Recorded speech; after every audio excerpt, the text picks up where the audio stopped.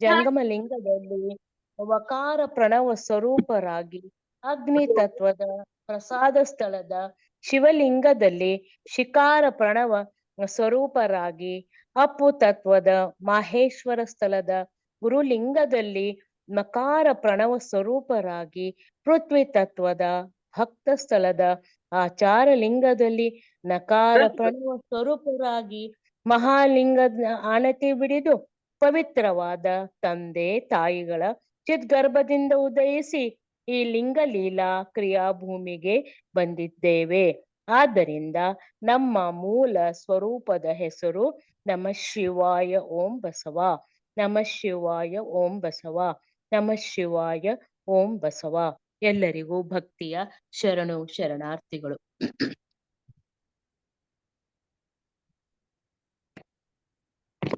ಓಂ ಶ್ರೀ ಗುರು ಬಸವಲಿಂಗಾಯ ನಮಃ. ಇಂದಿನ ಸ್ವಾನುಭಾವ ನೆಲೆ ಸದ್ಭಾವಷ್ಟಿಗೆ ನನ್ನ ಮೂಲಕ ಚಾಲನಿರ್ತಕ್ಕಂಥ ಅಮರ್ಕಲ್ ಅವರಿಗೆ ಭಕ್ತಿಯ ಶರಣಾರ್ಥಿಗಳು ಹಾಗೂ ಅವರ ಹಾಗೂ ಇಂದಿನ ಸ್ವಾನುಭಾವ ನೆಲೆ ಸದ್ಭಾವಷ್ಟಿಯಲ್ಲಿ ಭಾಗವಹಿಸತಕ್ಕಂಥ ಸರ್ವ ಶರಣ ಬಂಧುಗಳ ಶ್ರೀಪಾದಕ್ಕೆ ಭಕ್ತಿಯ ಶರಣಾರ್ಥಿಗಳು ಅರ್ಪಿಸ್ತಾ, ಇಂದು ಡಾಕ್ಟರ್ ದಯಾನಂದ ಮೂಲಿಯಪ್ಪ ಅವರಿಂದ ಶಿವಯೋಗದ ಕುರಿತಾಗಿ 52ನೇ ಉಪನ್ಯಾಸವು ಅನುಭವ ನಡೆ ಮಾಡಲಿದ್ದಾರೆ. ಅಪರಿತ ಪ್ರಾರಂಭಿಸಿ ಅಪರ ಶರಣಾರ್ಥಿ. ಶರಣು ಶರಣಾರ್ಥಿ ರೇಣುಕಾ. ಎಲ್ಲರಿಗೂ ಶರಣು ಶರಣಾರ್ಥಿಗಳು. ನಾವು ಶರಣರ ಶಿವಯೋಗ ಅಂತ ಒಂದು ಅಭ್ಯಸನವನ್ನ ಮಾಡ್ತಾ ಇದ್ದೀವಿ. 2 ಲಕ್ಷ ಜನ ಬೇರೆ ಬೇರೆ ಜಗತ್ತಿನ ಬೇರೆ ಬೇರೆ ಕಡೆಯಿಂದ ಅಲ್ಲಿ ಕಲ್ಯಾಣದಲ್ಲಿ ಬಂದು ಹೇಗೆ ಈ ಸತ್ಯವನ್ನ ಕಂಡುಕೊಂಡಿರಬಹುದು ಅನ್ನೋದನ್ನ ನಾವು ಅಭ್ಯಸನ ಮಾಡ್ತಾ ಇದ್ದೀವಿ ಅವರ ವಚನಗಳ ಮೂಲಕ. ಹಾಗೇನೆ ಅದು ನಮಗೆ ಅರ್ಥವಾಗಲೆಂದು ವಿಕಸನ ಕ್ರಮ 1 ರಿಂದ ಹಿಡಿದು 9 ಒಂದು ಕ್ರಮಗಳನ್ನ ಮಾಡಿಕೊಂಡಿದ್ದೀವಿ. 1ರಲ್ಲಿ ಸಹಜದಿಂದ ಶೂನ್ಯದ ವಿಕಾಸ ಹೇಗೆ ಆಯಿತು, ವಿಕಸನ ಕ್ರಮ 2ರಲ್ಲಿ ಓಂ ಎಂಬ ಅಕ್ಷರದ ಒಳಗೆ ಏನಿದೆ, ವಿಕಸನ ಕ್ರಮ 3ರಲ್ಲಿ ನಮ್ಮ ದೇಹವು ಪಂಚವಿಂಶತಿ ತತ್ವಗಳಿಂದ ಆಗಿರೋದ್ರಿಂದ ಅವು ಯಾವುವು ಅನ್ನೋದರ ಬಗ್ಗೆ ಅಭ್ಯಸನ ಮಾಡಿ, ವಿಕಸನ ಕ್ರಮ 4ರಲ್ಲಿ ವಿವಿಧ ಶಕ್ತಿಗಳ ವಿವರಣೆಯನ್ನ ನಾವು ಪಡೆದುಕೊಂಡ್ವಿ. ಹಾಗೇನೆ ವಿಕಸನ ಕ್ರಮ 5ರಲ್ಲಿ ಚಕ್ರ ಮತ್ತು ಅಲ್ಲಿರುವ ಲಿಂಗಗಳ ಬಗ್ಗೆ, ಅಲ್ಲಿರುವ ಆ ಲಿಂಗಗಳ ಮಹತ್ವ ಇವೆಲ್ಲವನ್ನ ಅಭ್ಯಸನ ಮಾಡಿ, ವಿಕಸನ ಕ್ರಮ 6ರಲ್ಲಿ ದೀಕ್ಷೆ, ಮಂತ್ರ ದೀಕ್ಷೆ, ಕ್ರಿಯಾ ದೀಕ್ಷೆ, ವೇದಾ ದೀಕ್ಷೆ ಅಂತ ಅವುಗಳನ್ನೆಲ್ಲ ಅಭ್ಯಾಸ ಮಾಡಿ ಇಷ್ಟಲಿಂಗದ ಒಳಗಡೆ ಏನಿದೆ ಅದನ್ನು ನೋಡಿದ್ವಿ. ವಿಕಸನ ಕ್ರಮ 7ರಲ್ಲಿ ಮೈಲಾರ ಬಸವಲಿಂಗ ಶರಣರ ನವಚಕ್ರ ಲಿಂಗಗಳ ಪ್ರಾರ್ಥನೆಯನ್ನ ಮಾಡಿಕೊಂಡು, ವಿಕಸನ ಕ್ರಮ 8ರಲ್ಲಿ ಪ್ರವೃತ್ತಿ ಮಾರ್ಗ ಮತ್ತು ನಿವೃತ್ತಿ ಮಾರ್ಗ ಅಂದರೇನು ಅಭ್ಯಸನ ಮಾಡಿಕೊಂಡು, ಈಗ ವಿಕಸನ ಕ್ರಮ 9ರಲ್ಲಿ ನಾವು ಶತ ಏಕದ ನೆಲೆಮನೆ ಅಂತ ಶಟಸ್ಥಲದ ಒಂದು ಅಭ್ಯಸನ ಮಾಡ್ತಾ ಇದ್ದೀವಿ. ಅಲ್ಲಿ ಎಷ್ಟು ಅಂಗಸ್ಥಳಗಳಿವೆ, ಎಷ್ಟು ಲಿಂಗಸ್ಥಳಗಳಿವೆ, ಇವುಗಳನ್ನೆಲ್ಲ ಅಭ್ಯಾಸ ಮಾಡ್ತಾ ಈಗ ನಾವು ಇವತ್ತು ಮತ್ತೆ ಆ ಕೋಣೆಗಳಿಗೆ ಮುಂದೆ ಹೋಗೋಣ ಅಂತ ಹೇಳ್ತಾ, ಹೋದ್ ಸರಿ ಏನಾಗಿತ್ತಂದ್ರೆ ನಾವು ಇಲ್ಲಿ ಶಿಷ್ಯ ಸ್ಥಳ ಅನ್ನೋದನ್ನ ನಮಗೆ ಸಮಯದ ಅಭಾವದಿಂದ ಪೂರ್ತಿ ಅದನ್ನ ಮುಗಿಸ್ಲಿಕ್ಕೆ ಆಗಿರಲಿಲ್ಲ. ಇನ್ನೊಂದು 4-5 ವಚನಗಳಿವೆ, ಅವನು ಮುಗಿಸಿಕೊಂಡು ನಾವು ಶಿಷ್ಯ ಸ್ಥಳವನ್ನ ಇವತ್ತು ಮುಗಿಸೋರಿದ್ದೀವಿ. ಪ್ರಸಾದಿ ಸ್ಥಳದ ಲಿಂಗಸ್ಥಳಗಳು ತಮಗೆಲ್ಲ ಗೊತ್ತಿದ್ದಂತೆ ಕಾಯಾನುಗ್ರಹ ಸ್ಥಳ, ಇಂದ್ರಿಯಾನುಗ್ರಹ ಸ್ಥಳ, ಪ್ರಾಣಾನುಗ್ರಹ ಸ್ಥಳ, ಕಾಯಾರ್ಪಿತ ಸ್ಥಳ, ಕರ್ಣಾರ್ಪಿತ ಸ್ಥಳ, ಭಾವಾರ್ಪಿತ ಸ್ಥಳ. ಕೊನೆಯ 3 ಸ್ಥಳಗಳನ್ನ ಈಗ ಅಭ್ಯಸನ ಮಾಡ್ತಾ ಇದ್ದೀವಿ ನಾವು. ಶಿಷ್ಯ ಸ್ಥಳ, ಶುಶ್ರೂಷಾ ಸ್ಥಳ ಮತ್ತು ಸೇವ್ಯ ಸ್ಥಳ ಇವುಗಳನ್ನ ಅಭ್ಯಸನ ಮಾಡಬೇಕಾಗಿದೆ. ಈಗ ನಾವು ಶಿಷ್ಯ ಸ್ಥಳದ ಉಳಿದ ಕೆಲವೊಂದು ವಚನಗಳನ್ನ ನೋಡೋಣ ಅಂತ ಹೇಳ್ತಾ, ತಮಗೆ ಎಲ್ರಿಗೂ ಮತ್ತೊಮ್ಮೆ ಶರಣು ಶರಣಾರ್ಥಿಗಳು. ತಾವೆಲ್ಲ ಶುಚಿರ್ಭೂತರಾಗಿ ವಿಭೂತಿ ಧಾರಣ ಮಾಡಿಕೊಂಡು ಎದೆಯ ಮೇಲೆ ಲಿಂಗವನ್ನ ಧರಿಸಿಕೊಂಡು ಕುಳಿತ ಒಂದು ಸ್ಥಿತಿಯಲ್ಲಿ ಈ ಶಿವಯೋಗವನ್ನ ಕೇಳಬೇಕಾಗಿ ತಮ್ಮಲ್ಲಿ ದಯವಿಟ್ಟು ಪ್ರಾರ್ಥನೆ ಮಾಡಿಕೊಳ್ತೀನಿ. 1, 2ನೇದು ಮೌನವಾಗಿರೋಕೆ ಪ್ರಯತ್ನ ಪಡಿ. ಹೆಚ್ಚು ಹೆಚ್ಚು ಇದ್ದಷ್ಟು ಈ ಶಿವಯೋಗ ನಮಗೆ ತಿಳಿಯುತ್ತದೆ. ಶಿವಯೋಗ ಬಂದು ಅದರದ ಆಶಯವು ಕೂಡ ನಾವು ಹೆಚ್ಚು ಮೌನವಾಗಿರ್ಬೇಕೆಂಬುದೇ ಆಗಿದೆ. ಅನವಶ್ಯಕವಾಗಿ ಮಾತನಾಡಬಾರದು. ಇದು ಈ ಶಿವಯೋಗದ ಒಂದು ಅವಶ್ಯಕತೆಗಳಲ್ಲಿ ಒಂದು, ಮೌನವಾಗಿರೋದು. ಶಿಷ್ಯ ಸ್ಥಳವನ್ನ ನಾವು ಹೋದ್ಸರಿ ನೋಡ್ತಾ ಇದ್ವಿ. ಶಿಷ್ಯ ಹೇಗಿರ್ಬೇಕು, ಆ ಗುರುವಿನ ಮತ್ತು ಶಿಷ್ಯನ ನಡುವಿನ ಸಂಬಂಧ ಏನು, ಇಬ್ರು ಗುರುವು ಶಿವ ಶಿಷ್ಯನು ಶಿವ, ಗುರುವೇ ಶಿಷ್ಯ ಶಿಷ್ಯನೇ ಗುರು ಅನ್ನೋದನ್ನ ನಾವು ನೋಡಿದ್ವಿ. ಅಲ್ಲಮ ಪ್ರಭು ದೇವರ ಅನೇಕ ವಚನಗಳನ್ನ ಅಲ್ಲಿ ಕೇಳಿದ್ವಿ.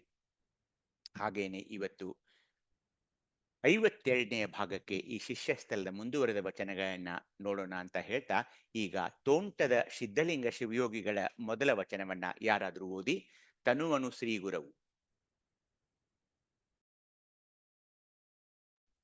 ಓಂ ಶ್ರೀ ಗುರು ಬಸವಲಿಂಗಾಯ ನಮಃ. ಸರ್ವರಿಗೂ ಶರಣಾರ್ಥಿಗಳು. ತನುವನ್ನು ಶ್ರೀ ಗುರುವು ಕ್ರಿಯಾ ದೀಕ್ಷೆಯಿಂದ ತನುಗುಣವನ್ನು ಭಸ್ಮೀಕೃತವ ಮಾಡಿದ ಬಳಿಕ ಆ ದೃಶ್ಯ ಜಡತನುವಲ್ಲ, ಶಿವ ಸತ್ಕ್ರಿಯಾಚಾರದ ಮೂಲ ಸೂತ್ರವೇ ತನ್ನ ತನುವೆಂದರಿರುವುದು. ಶ್ರೀಗುರು ಮಂತ್ರ ದೀಕ್ಷೆಯಿಂದ ಮನದ ಪೂರ್ವಾಶ್ರಯವ ಕಳೆದು ಮನಕ್ಕೆ ಘನ ನೆನಹ ಸಂಬಂಧಿಸಿದನಾಗಿ ಮನ ನಿರ್ಮಲವಾಗಿ ಲಿಂಗಕ್ಕಾಶ್ರಯವೆಂದು ಅರಿವುದು. ಶ್ರೀ ಗುರು ಜ್ಞಾನ ದೀಕ್ಷೆಯಿಂದ ಪ್ರಾಣನ ಪ್ರಪಂಚನ ಪಶುಭಾವವ ಕಳೆದು ಅಖಂಡಿತ ಜ್ಞಾನ ಲಿಂಗ ಕಳೆಯು ತನ್ನ ಪ್ರಾಣನಾಥನೆಂದು ತಿಳಿಯುವುದನಾಗಿ ಪ್ರಾಣನ ಮಲಿನವೆಂಬುದು ಪಶುಭಾವವಲ್ಲದೆ ಲಿಂಗಭಾವವಲ್ಲ. ಈ ಸಂದೇಹ ಭ್ರಾಂತಿಯುಳ್ಳ ಕಾರಣ ಶೈವವಲ್ಲ ಎನ್ನುತ್ತಿರ್ತೇನೆಯ್ಯ. ತಮ್ಮ ತಾವರಿದು ನಿಶ್ಚಯಿಸದಿರ್ತಡೆ ಮಾಡಲಿ ಗುರುಪದೇಶದಿಂದ ನಿಶ್ಚಯಿಸುವುದು. ಇದು ಸಂದೇಹವಿಲ್ಲ ಕಾಣ ಮಹಾಲಿಂಗ ಗುರು ಶಿವಸಿದ್ದೇಶ್ವರ ಪ್ರಭುವೆ. ಸಮಗ್ರ ವಚನ ಸಂಪುಟ 11, ವಚನ ಸಂಖ್ಯೆ 172. ಶರಣಶ್ರೀನಾಥ್. ಶರಣು ಅಣ್ಣ ರೇಣುಕಣ್ಣ. ನಾವು ದೀಕ್ಷೆಗಳ ಬಗ್ಗೆ ಈಗಾಗಲೇ ಅಭ್ಯಸನವನ್ನ ಮಾಡಿದ್ದೀವಿ. ಶ್ರೀ ಗುರುವು ಕ್ರಿಯಾ ದೀಕ್ಷೆಯಲ್ಲಿ ಶಿಷ್ಯನ ಒಂದು ದೇಹವನ್ನ, ಶಿಷ್ಯನ ತನುವನ್ನ ವಿಭೂತಿ ಧಾರಣೆಯಿಂದ ಶುದ್ಧೀಕರಣ ಮಾಡಿದಾಗ ಅದು ಕಣ್ಣಿಗೆ ಕಂಡುಬರುವ ಜಡದೇಹವಾಗಿ ಉಳಿಯೋದಿಲ್ಲ. ಆ ದೃಶ್ಯ ಜಡತನುವಲ್ಲ. ಶಿವ ಸತ್ಕ್ರಿಯಾಚಾರದ ಮೂಲ ಸೂತ್ರವೇ ತನ್ನ ದೇಹವಾಗಿದೆ ಎಂದು ಶಿಷ್ಯನು ಅರಿಯಬೇಕು. ಶ್ರೀ ಗುರುವು ಮಂತ್ರದೀಕ್ಷೆಯಲ್ಲಿ ಏನ್ ಮಾಡ್ತಾನೆ? ಶಿಷ್ಯನ ಮನದ ಪೂರ್ವಾಶ್ರಯವನ್ನ ಕಳೆದು ಆತನ ಮನದಲ್ಲಿ ಪರವಸ್ತುವನ್ನ, ಆತನ ನೆನೆಹನ್ನ ನೆಲೆಸಿ ಮನವನ್ನ ನಿರ್ಮಲಗೊಳಿಸಿ ಲಿಂಗಕ್ಕೆ ಅದನ್ನ ಆಶ್ರಯಗೊಳಿಸ್ತಾನೆ. ಶ್ರೀ ಗುರುವು ಶಿಷ್ಯನಿಗೆ ಜ್ಞಾನ ದೀಕ್ಷೆ ಕೊಟ್ಟು ಆತನ ಪ್ರಾಣ ಪ್ರಪಂಚದ ಪಶುಭಾವವನ್ನ ನಷ್ಟ ಮಾಡಿ ಅಖಂಡಿತವಾದ ಜ್ಞಾನಲಿಂಗ ಕಳೆಯೇ ನಿನ್ನ ಪ್ರಾಣನಾಥವಾಗಿದೆ ಅಂತ ತಿಳಿಸ್ತಾನೆ. ಪ್ರಾಣನ ಮಲಿನ ಭಾವದಲ್ಲಿ ಪಶುಭಾವವಿರುತ್ತದೆಯೇ ಹೊರತು ಲಿಂಗಭಾವವಿರೋದಿಲ್ಲ. ಈ ಸಂದೇಹ ಭ್ರಾಂತಿ ಇದ್ದವರಿಗೆ ಶೈವವಲ್ಲರೆಂದು ಶಿವಯೋಗಿಗಳು ಜರುಗಿಸಿದ್ದಾರೆ. ಅದನ್ನ ಅರ್ಥ ಮಾಡಿಕೊಳ್ಳಬೇಕು ನಾವು. ತಮ್ಮನ್ನು ತಾವು ಅರಿತುಕೊಂಡು ನಿಶ್ಚಯಿಸುವುದನ್ನು ಬೇಕಾದರೆ ಬಿಡಲಿ, ಆದರೆ ಗುರುಪದೇಶದಿಂದ ನಿಶ್ಚಯಿಸಬೇಕೆಂದು ಪೂಜ್ಯರು ಹೇಳ್ತಾ ಇದ್ದಾರೆ. ಅಲ್ಲಿ ಯಾವ ಸಂದೇಹವೂ ಇಲ್ಲವೆಂದು ಅವರು ನಮಗೆ ಈ ವಚನದ ಮೂಲಕ ಹೇಳ್ತಾ ಇದ್ದಾರೆ. ಹೀಗಾಗಿ ಪ್ರಾಣನ ಮಲಿನವೆಂಬುದು ಪಶುಭಾವವಲ್ಲದೆ ಲಿಂಗಭಾವವಲ್ಲ. ಈ ಸಂದೇಹ ಭ್ರಾಂತಿಯುಳ್ಳ ಕಾರಣ ಶೈವವಲ್ಲ ಎನ್ನುತ್ತಿರ್ದೇನಯ್ಯ ಅನ್ನೋದಿದೆಯಲ್ಲ, ಈ ವಚನದ ಮೂಲ ಅರ್ಥವಾಗಿದೆ. ಹೀಗಾಗಿ ನಮ್ಮ ಮೇಲೆ ಇರುವ ಜವಾಬ್ದಾರಿ ಏನು? ತಮ್ಮ ತಾವರದು ನಿಶ್ಚಯಿಸದಿರ್ದಡೆ ಮಾಡಲಿ, ಬೇಕಾದ್ರೆ ಬಿಡಿ, ಆದ್ರೆ ಗುರು ನಿಮಗೇನು ಹೇಳ್ತಾನೋ, ಗುರು ಏನು ಉಪದೇಶ ಕೊಡ್ತಾನೋ ಅದನ್ನು ನಾವು ನಿಶ್ಚಯಿಸಲೇಬೇಕು. ತಮ್ಮನ್ನು ತಾವು ಅರಿತುಕೊಂಡು ಗುರುಪದೇಶದಿಂದ ನಿಶ್ಚಯಿಸಬೇಕು. ಏನು ನಿಶ್ಚಯಿಸಬೇಕು? ಈ ಮೂರು ದೀಕ್ಷೆಗಳಲ್ಲಿ ಅದು ಏನು ಕೊಟ್ರಲ್ಲ, ಯಾವ ದೀಕ್ಷೆ? ಕ್ರಿಯಾ ದೀಕ್ಷೆ, ಮಂತ್ರ ದೀಕ್ಷೆ, ಇವೆಲ್ಲ ಆ ದೀಕ್ಷೆಗಳಲ್ಲಿ ನಮಗೇನ್ ಹೇಳಿದ್ರೆ ಅಂದ್ರೆ ಲಿಂಗ, ಅಂಗಲಿಂಗವಾಗಬೇಕು. ಅವ್ರದ್ದೇ ಇನ್ನೊಂದು ವಚನ ಬರ್ತಾ ಇದೆ, ಓದಿ ನೋಡೋಣ ಯಾರಾದ್ರೂ. ಎಲ್ಲರಿಗೂ ಭಕ್ತಿಯ ಶರಣಾರ್ಥಿಗಳು. ತಂದೆಯ ಸಾಮರ್ಥ್ಯದಿಂದ ಹುಟ್ಟಿದ ಮಗನಿಗೆ ಆ ತಂದೆಯೇ ಸ್ವರೂಪ ಇದೆ, ಬೇರೊಂದರ ಸ್ವರೂಪವೆಂದು ತಿಳಿಯಲುಂಟೆ ಅಯ್ಯ. ಶಿವ ತಾನೇ ತನ್ನ ಸಾಮರ್ಥ್ಯವೇ ಒಂದೆರಡಾಗಿ ಗುರುವೆಂದು ಶಿಷ್ಯನೆಂದು ಆಯಿತೆಂದಡೆ ಗುರುವಿಂಗೂ ಶಿಷ್ಯಂಗೂ ಬೇರುಂಟೆ ನುಡಿಯಲಾಗದಯ್ಯ. ಗುರುವಿನ ಅಂಗವೇ ಶಿಷ್ಯ, ಶಿಷ್ಯನ ಅಂಗವೇ ಗುರು, ಆ ಗುರುವಿನ ಪ್ರಾಣವೇ ಶಿಷ್ಯ, ಶಿಷ್ಯನ ಪ್ರಾಣವೇ ಗುರು. ಈ ಗುರು ಶಿಷ್ಯ ಸಂಬಂಧ ಒಂದಾದ ಬಳಿಕ ಗುರು ಶಿಷ್ಯರೆಂಬ ಬೇರುಂಟು ನುಡಿಯುವ ಭ್ರಷ್ಟರ ಏನೆಂಬೆನಯ್ಯ. ಮಹಾಲಿಂಗ ಗುರು ಶಿವಸಿದ್ದೇಶ್ವರ ಪ್ರಭುವೆ. ಸಮಗ್ರ ವಚನ ಸಂಪುಟ 11, ವಚನದ ಸಂಖ್ಯೆ 163. ಎಲ್ಲರಿಗೂ ಭಕ್ತಿಯ ಶರಣಾರ್ಥಿಗಳು. ಶರಣು ಅಮರ್ಕಲಾಕ. ಶರಣಾರ್ಥಿ. ಶರಣೋಣ ಅಕ್ಕ. ಶಿವಯೋಗಿಗಳು ಇಲ್ಲೇನ್ ಹೇಳ್ತಿದ್ದಾರೆ ನೋಡಿ. ಈಗ ಸಾಮಾನ್ಯವಾಗಿ ಒಂದು ಮಗು ಹುಟ್ಟಿದ ತಕ್ಷಣ ಎಲ್ರು ನೋಡಕ್ ಬರ್ತಾರಲ್ಲ, ಅಯ್ಯೋ ಮಗು ಹೇಗಿದ್ದೀರಿ, ಆ ಅಪ್ಪನ ಮೇಲೆನೆ ಹೋಗ್ಬಿಟ್ಟಿದ್ದಾನೆ, ತಾಯಿ ಮೇಲೆ ಹೋಗ್ಬಿಟ್ಟಿದ್ದಾನೆ ಅಂತ ಹೀಗೆ ಹೇಳೋದು ಸಾಮಾನ್ಯ, ಅದು ಜಗದ ರೂಢಿ. ಅವನ್ ಮೂಗು ಅಪ್ಪನ ತರಾನೇ ಇದೆ, ಅವನ್ ಕಿವಿ ಅಪ್ಪನ ತರಾನೇ ಇದೆ, ಕಣ್ಣು ಅಪ್ಪನ ತರಾನೇ ಇದೆ ಅಂತ ಮಾತಾಡ್ತಾರೆ ಬಂದ ಆ ಮಗುವಿನ ನೋಡೋಕ್ ಬಂದ ಜನ. ಅದು ನಮ್ಗೆ ಖುಷಿ ಕೂಡ ತರುತ್ತೆ. ಅದನ್ನೇ ಹೇಳ್ತಾ ಇದ್ದಾರೆ, ತಂದೆಯಿಂದ ಹುಟ್ಟಿದ ಮಗನಿಗೆ ಆತನ ಅಪ್ಪನ ಸ್ವರೂಪವಲ್ಲದೆ ಬೇರೊಂದು ರೂಪ ಬರಲು ಅಸಾಧ್ಯ. ಹೌದು, ಇಟ್ ಇಸ್ ನ್ಯಾಚುರಲ್. ಶಿವನ ಸಾಮರ್ಥ್ಯವೇ ಎಂಬುದೇ ಒಂದೆರಡಾಗಿ ಗುರು ಮತ್ತು ಶಿಷ್ಯ, ಅದನ್ನ ನಾವು ಅರ್ಥ ಮಾಡಿಕೊಳ್ಳಬೇಕು. ಅವರಿಬ್ರು ಶಿವಸ್ವರೂಪಿಗಳೇ. ಆಗ ಗುರು ಮತ್ತು ಶಿಷ್ಯ ಇವರಿಬ್ರು ಬೇರೆ ಬೇರೆ ಅಂತ ಅನ್ನೋಕ್ ಬರೋಲ್ಲ. ಗುರುವಿನ ದೇಹವೇ ಶಿಷ್ಯನಾದರೆ ಶಿಷ್ಯನ ದೇಹವೇ ಗುರುವಾಗಿ ಬಿಡ್ತಾ ಇದೆ. ಆ ಗುರುವಿನ ಪ್ರಾಣವೇ ಶಿಷ್ಯನಾದರೆ ಶಿಷ್ಯನ ಪ್ರಾಣವೇ ಗುರುವಾಗಿ ಬಿಡ್ತಾ ಇದೆ. ಹೀಗೆ ಈ ಗುರು ಶಿಷ್ಯರ ಸಂಬಂಧ ಒಂದಾದ ಬಳಿಕ ಮತ್ತೆ ಅವರಿಬ್ಬರು ಬೇರೆ ಎಂದು ನುಡಿಯುವವರನ್ನು ಭ್ರಷ್ಟರು ಅಂತ ಕರೀತಾ ಇದ್ದಾರೆ ನಮ್ಮ ಶಿವಯೋಗಿಗಳು. ಹೀಗಾಗಿ ಗುರು ಶಿಷ್ಯರ ನಡುವೆ ಭೇದ ಭಾವ ನಾವು ಮಾಡೋಕ್ ಬರೋಲ್ಲ. ಅವರ ಅಂಗ ಇಬ್ಬರದು ಒಂದೇ, ಪ್ರಾಣವೂ ಅಷ್ಟೇ. ಅವರಿಬ್ಬರು ಶಿವಸ್ವರೂಪಿಗಳೇ. ಅವರಿಬ್ಬರ ಸಂಬಂಧ ಬೇರ್ಪಡಿಸಲಾಗದಷ್ಟು ಒಂದು ಅವಿನಾಭಾವ ಸಂಬಂಧ ಇರೋದ್ರಿಂದ ಅವರಿಬ್ಬರ ನಡುವೆ ಭೇದ ಭಾವ ಮಾಡೋದು ಸಲ್ಲದು ಅಂತ ಶಿವಯೋಗಿಗಳು ಹೇಳ್ತಾ ಇದ್ದಾರೆ. ಈಗ ನಾವು ಮುಂದಿನ ವಚನಕ್ಕೆ ಹೋಗೋಣ. ಬಸವಣ್ಣನವರ ಗುರುದೇವರ ವಚನ ಬರ್ತಾ ಇದೆ, ಓದಿ ನೋಡೋಣ ಯಾರಾದ್ರೂ. ಓಂ ಶ್ರೀ ಗುರು ಬಸವಲಿಂಗಾಯ ನಮಃ. ಸರ್ವರಿಗೂ ಭಕ್ತಿಯ ಶರಣು ಶರಣಾರ್ಥಿಗಳು. ಗುರು ಶಿಷ್ಯ ಸಂಬಂಧವಾದುದಕ್ಕೆ ಇದು ಚಿಹ್ನ. ಹಿಂದ ಬಿಟ್ಟು ಮುಂದೆ ಹಿಡಿಯಲೇಬೇಕು. ಕೂಡಲ ಸಂಗಮ ದೇವ ಕೇಳಯ್ಯ, ಕಿಚ್ಚಿನೊಳಗೆ ಕೋಲ ಬಯಚಿಟ್ಟಂತಿರಬೇಕು. ಸಮಗ್ರ ವಚನ ಸಂಪುಟ 1, ವಚನದ ಸಂಖ್ಯೆ 929. ಸರ್ವರಿಗೂ ಭಕ್ತಿಯ ಶರಣು ಶರಣು ತಾಯಿ. ಬಸವಣ್ಣನವರು ಈ ವಚನದಲ್ಲಿ ಏನ್ ಹೇಳ್ತಿದ್ದಾರೆ ಅಂದ್ರೆ, ಗುರು ಶಿಷ್ಯ ಸಂಬಂಧವಾದುದಕ್ಕೆ ಇದು ಚಿಹ್ನ. ಯಾವುದು ಚಿಹ್ನ? ಆ ಚಿಹ್ನೆ ಯಾವುದು? ಹಿಂದನ್ನು ಬಿಟ್ಟು ಮುಂದೆ ಹಿಡಿಯುವುದು ಏನಂದ್ರೆ ಆ ಗುರುವಿನ ಹತ್ರ ಆತ ಬಂದ ತಕ್ಷಣ ತನ್ನ ಅಂಗಗುಣಗಳನ್ನು ಬಿಟ್ಟು ಇಷ್ಟಲಿಂಗದಲ್ಲಿ ಸಮಾವೇಶವಾಗುವುದು. ಹಿಂದ ಬಿಟ್ಟು ಮುಂದೆ ಹಿಡಿಯಬೇಕು ಅಂದಿಲ್ಲ, ಹಿಡಿಯಲೇಬೇಕು ಅಂತಿದ್ದಾರೆ. ಹಿಡಿಯಲೇಬೇಕು ಅಂದ್ರೆ ಇಷ್ಟಲಿಂಗ. ತನ್ನ ಹಿಂದಿನ ಎಲ್ಲಾ ಅಂಗಗಳನ್ನ ಬಿಟ್ಟು ಇಷ್ಟಲಿಂಗದಲ್ಲಿ ಸಮಾವೇಶವಾಗಬೇಕಾಗ್ತಾ ಇದೆ. ಕಿಚ್ಚಿನಲ್ಲಿ ಕೋಲನ್ನ, ಇಲ್ಲೊಂದು ಉಪಮೆ ಬರ್ತಾ ಇದೆ. ಕಿಚ್ಚಿನಲ್ಲಿ ಕೋಲನ್ನ ಮುಚ್ಚಿಟ್ರೆ ಆ ಕೋಲು ಸುಟ್ಟು ಕಿಚ್ಚೇ ಆಗುತ್ತದೆ. ಅದು ಗೊತ್ತು ನಮಗೆ. ಒಂದು ಬೆಂಕಿಯಲ್ಲಿ ನಾವು ಕೋಲನ್ನೇನಾದ್ರೂ ಇಟ್ಟಿದ್ರೆ ಆ ಕೋಲು ಸುಟ್ಬಿಡ್ತಾ ಇದೆ. ಹಾಗೇನೆ ಆ ಸಾಧಕ ಲಿಂಗದಲ್ಲಿ ಬೆರೆತು ತಾನೇ ಲಿಂಗ ಸ್ವರೂಪವಾಗಿ ಪರಿಣಮಿಸುತ್ತಾನೆ ಅಂತ ಹೇಳ್ತಾ ಇದ್ದಾರೆ. ಆ ಬೆಂಕಿಯೊಳಗಿಟ್ಟ ಕೋಲಿನ ಹಾಗೆ ಅಷ್ಟೊಂದು ನಾವು ಸಮಾವೇಶವಾಗಬೇಕಾಗ್ತಾ ಇದೆ ಲಿಂಗದಲ್ಲಿ. ತಮ್ಮ ಅಂಗಗಳನ್ನ ಬಿಟ್ಟು ಹಿಂದ ಬಿಟ್ಟು ಮುಂದೆ ಹಿಡಿಯಲೇಬೇಕಂದ್ರೆ ನಮ್ಮ ಅಂಗಗಳನ್ನ ಬಿಟ್ಟು ಇಷ್ಟಲಿಂಗವನ್ನ ಹಿಡಿಯಬೇಕು ಅಂತ ಗುರು ಶಿಷ್ಯ ಸಂಬಂಧದ ಬಗ್ಗೆ ಇಲ್ಲಿ ಹೇಳ್ತಿದ್ದಾರೆ. ಇದನ್ನೆಲ್ಲ ಶಿಷ್ಯನಿಗೆ ಮಾಡೋರು ಯಾರು? ಗುರು. ಅವನ ಅಂಗದ ಎಲ್ಲಾ ಭಾವನೆಗಳನ್ನ, ಹಿಂದಿನ ಅಂಗದ ಭಾವನೆಗಳನ್ನೆಲ್ಲ ಬಿಟ್ಟು ಅವನ ಕರಸ್ಥಲದಲ್ಲಿ ಲಿಂಗವನ್ನ ಕೊಟ್ಟು ಅದನ್ನ ನೀನು ಮುಂದೆ ಹಿಡಿಯಲೇಬೇಕು ಅಂತ ಹೇಳೋರು ಯಾರು? ಶಿಷ್ಯನಿಗೆ ಗುರು. ಇದು ಒಂದು ಗುರು ಶಿಷ್ಯ ಸಂಬಂಧದ ಒಂದು ಚಿಕ್ಕ ವಚನ. ಹಾಗೇನೆ ಚನ್ನಬಸವಣ್ಣನವರು ಹೇಳ್ತಿದ್ದಾರೆ, ಒಂದು ವಚನ ಬರ್ತಾ ಇದೆ, ಓದಿ ನೋಡಿ ಯಾರಾದ್ರೂ. ಶ್ರೀ ಗುರು ಬಸವಲಿಂಗಾಯ ನಮಃ. ಇಲ್ಲೆಂಬುದು ನಿಲ್ಲೆನ ಬಲ್ಲಡೆ ಅರ್ಪಿತ, ಉಂಟೆಂಬುದ ಉಂಟೆನ ಬಲ್ಲಡೆ ಪ್ರಸಾದ. ಆ ಪ್ರಸಾದವ ತಾನಿಲ್ಲದೆ ಕೊಳಬಲ್ಲಡೆ ಪ್ರಸಾದಿ. ಪ್ರಸಾದಿಯ ಪರಮ ಪರಿಣಾಮವೇ ಮಹಾಪ್ರಸಾದವಾಗಿ, ಆ ಮಹಾಪ್ರಸಾದವೇ ತಾನಾಗಿ ಬೆಳಗುತ್ತಿಪ್ಪನಯ್ಯ ಕೂಡಲ ಚನ್ನಸಂಗ ನಿಮ್ಮ ಶರಣು ಶರಣಾರ್ಥಿಗಳು. ಸಮಗ್ರ ವಚನ ಸಂಪುಟ 3, ವಚನದ ಸಂಖ್ಯೆ 1010. ಇಲ್ಲಿ ಚನ್ನಬಸವಣ್ಣನವರು ಒಮ್ಮೆ ಸಮರ್ಪಿತ ಅಂದ ತಕ್ಷಣ ಯಾವುದೂ ಇಲ್ಲವಾಗ್ತಾ ಇದೆ.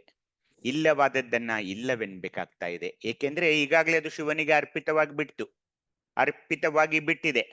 ಪ್ರಸಾದವು ಕಾಣಿಸುತ್ತದೆ, ಆದ್ದರಿಂದ ಅದನ್ನು ಉಂಟು ಎಂದು ಹೇಳಬೇಕು. ಉಂಟೆಂಬುದು ಉಂಟೆಂದರೆ ಆತ ಪ್ರಸಾದಿ ಎನಿಸ್ತಾನೆ. ತಾನೆಂಬ ಅಹಂಭಾವವನ್ನ ತ್ಯಜಿಸಿ ಆ ಪ್ರಸಾದವನ್ನ ಸ್ವೀಕರಿಸುವನು ನಿಜ ಪ್ರಸಾದಿ ಅಂತ ಅನಿಸ್ತಾನೆ. ಅಂತ ಪ್ರಸಾದಿಯ ಪರಮ ಪರಿಣಾಮವು ಮಹಾಪ್ರಸಾದವಾಗಿ, ಆ ಮಹಾಪ್ರಸಾದವೇ ತಾನಾಗಿ ಸಾಧಕನು ಬೆಳಗುತ್ತಾನೆ ಅಂತ ಚನ್ನಬಸವಣ್ಣನವರು ಪ್ರಸಾದಿಯ ಪರಿಕಲ್ಪನೆಯನ್ನ ಇಲ್ಲಿ ನಮಗೆ ಕೊಡ್ತಾ ಇದ್ದಾರೆ ಬಂಧುಗಳೇ. ಅದನ್ನ ಅರಿತುಕೊಂಡು ಈಗ ಹಡಪದ ಅಪ್ಪಣ್ಣನವರ ಮತ್ತೊಂದು ಗುರು ಶಿಷ್ಯ ಸಂಬಂಧದ ಬಗ್ಗೆ ಒಂದು ಕೊನೆಯ ವಚನ ಇಲ್ಲಿ ಬರ್ತಾ ಇದೆ. ಓಂ ಶ್ರೀ ಗುರು ಬಸವಲಿಂಗಾಯ ನಮಃ. ಸ್ವಾನುಭವದ ನೆಲೆಯಲ್ಲಿರುವ ಎಲ್ಲಾ ಸರ್ವ ಶರಣರಿಗೂ ಶರಣು ಶರಣಾರ್ಥಿಗಳು. ಹಡಪದ ಅಪ್ಪಣ್ಣನ ವಚನ. ಗುರು ಶಿಷ್ಯ ಸಂಬಂಧವೆಂತಿಪ್ಪುದೆಂದಡೆ ಹೇಳಿಹೆ ಕೇಳಿಗೆರು. ಅರಿಮರುಳುಗಳಿರ ಗುಣ ಕಾಯ ಗುಣ ಒಳಿದುದೇ ಗುರು, ಜೀವ ಗುಣ ಒಳಿದುದೇ ಲಿಂಗ, ಪ್ರಾಣ ಗುಣ ಒಳಿದುದೇ ಜಂಗಮ. ಈ ತ್ರಿವಿಧವನರಿದು ಆ ತ್ರಿವಿಧ ನಿಪೇಕ್ಷವನೊರಿಸಿಕೊಟ್ಟನೀಗ ಗುರು, ಅಲ್ಲಿ ಉಪದೇಶವ ಕೊಂಡವನೀಗ ಶಿಷ್ಯ.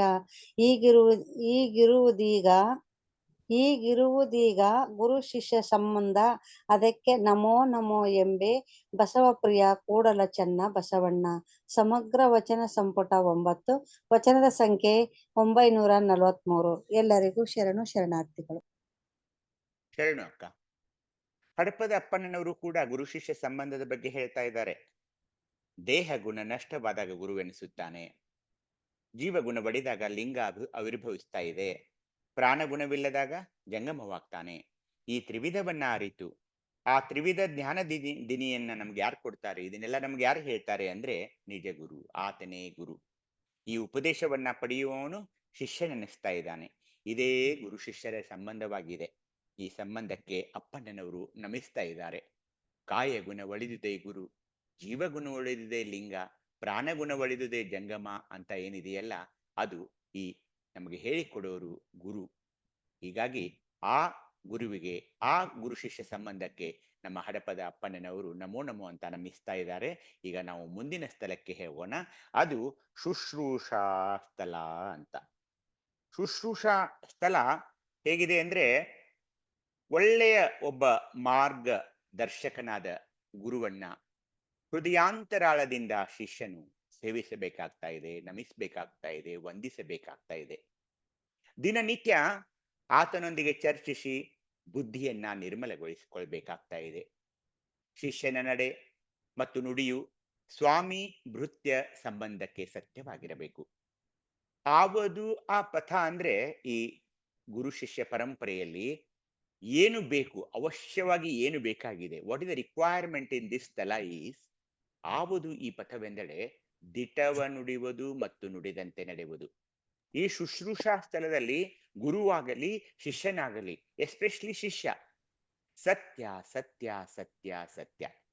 ಎಷ್ಟೇ ಘೋರವಾದ ತಪ್ಪವನ್ನು ಅವನು ಮಾಡಿದ್ರೂ ಕೂಡ ಗುರುವಿನ ಮುಂದೆ ಅವನು ಸತ್ಯವನ್ನೇ ನುಡಿಯಬೇಕು. ಪ್ರತಿ ಹೆಜ್ಜೆ ಹೆಜ್ಜೆಗೆ ಸತ್ಯದಲ್ಲಿ ಅವನಿರಬೇಕು ಹೊರತು ಮಿಥ್ಯವನ್ನು ಎಂದೂ ಅವನು ನಂಬಬಾರದು, ಮಾತನಾಡಬಾರದು, ಆ ಮಾರ್ಗದಲ್ಲಿ ನಡೆಯಲೇಬಾರದು. ದಿಟವ ನುಡಿಯುವುದು ಮತ್ತು ನುಡಿದಂತೆ ನಡೆಯುವುದು ಈ ಶುಶ್ರೂಷಾ ಸ್ಥಳದ ಒಂದು ಸತ್ಯವಾಗಿದೆ. ಸಿದ್ದರಾಮೇಶ್ವರ ಒಂದು ವಚನ ಬರ್ತಾ ಇದೆ, ಓದಿ ನೋಡೋಣ ಯಾರಾದ್ರೂ. ಓಂ ಶ್ರೀ ಗುರು ಬಸವಲಿಂಗಾಯ ನಮಃ. ಅಪ್ರಮಾಣನು ಗುರು, ಅನುಪ್ರಮಾಣನು ಶಿಷ್ಯ. ಅತ್ಯತಿಷ್ಠಾನಂದ ಜ್ಯೋತಿರ್ಮಯ ಇಂತಪ್ಪ ಗುರುವಿನ ಆನಂದ ಮಠದೊಳಗೆ ನಿಶ್ಚಿಂತನಾದ ಶಿಷ್ಯ ಕಪಿಲಸಿದ್ಧ ಮಲ್ಲಿಕಾರ್ಜುನ. ಸಮಗ್ರ ವಚನ ಸಂಪುಟ 4, ವಚನದ ಸಂಖ್ಯೆ 33. ಎಲ್ಲರಿಗೂ ಶರಣು ಶರಣಾರ್ಥಿಗಳು. 53 ಅಕ್ಕ. 53 ವಚನದ ಸಂಖ್ಯೆ 53. ಇದು ನೋಡಿ ಎಷ್ಟು ಚೆನ್ನಾಗಿದೆ ಅಂದ್ರೆ, ನೋಡಿ, ಗುರುವನ್ನು ಅಳೆಯಲು ಬಾರದು. ಗುರುವನ್ನು ಪರೀಕ್ಷೆ ಮಾಡ್ಕೊಳಕ್ ಬರುತ್ತಾ? ಅವನಿಗೆ ಏನು ಪರೀಕ್ಷೆ ಇಟ್ಟು ನಾವೇನ್ ಮಾರ್ಕ್ಸ್ ಹಾಕ್ಬೋದಾ? ಅವನಿಗೆ ಮತ್ತೆ ಎಕ್ಸಾಮ್ ಕೂಡ್ಬೇಕಾ? ಪರೀಕ್ಷೆಗೆ ಕೂಡಿರ್ಬೇಕಾ? ಇಲ್ಲ. ಯಾಕೆ? ಅವನು ಅಪ್ರಮಾಣನು.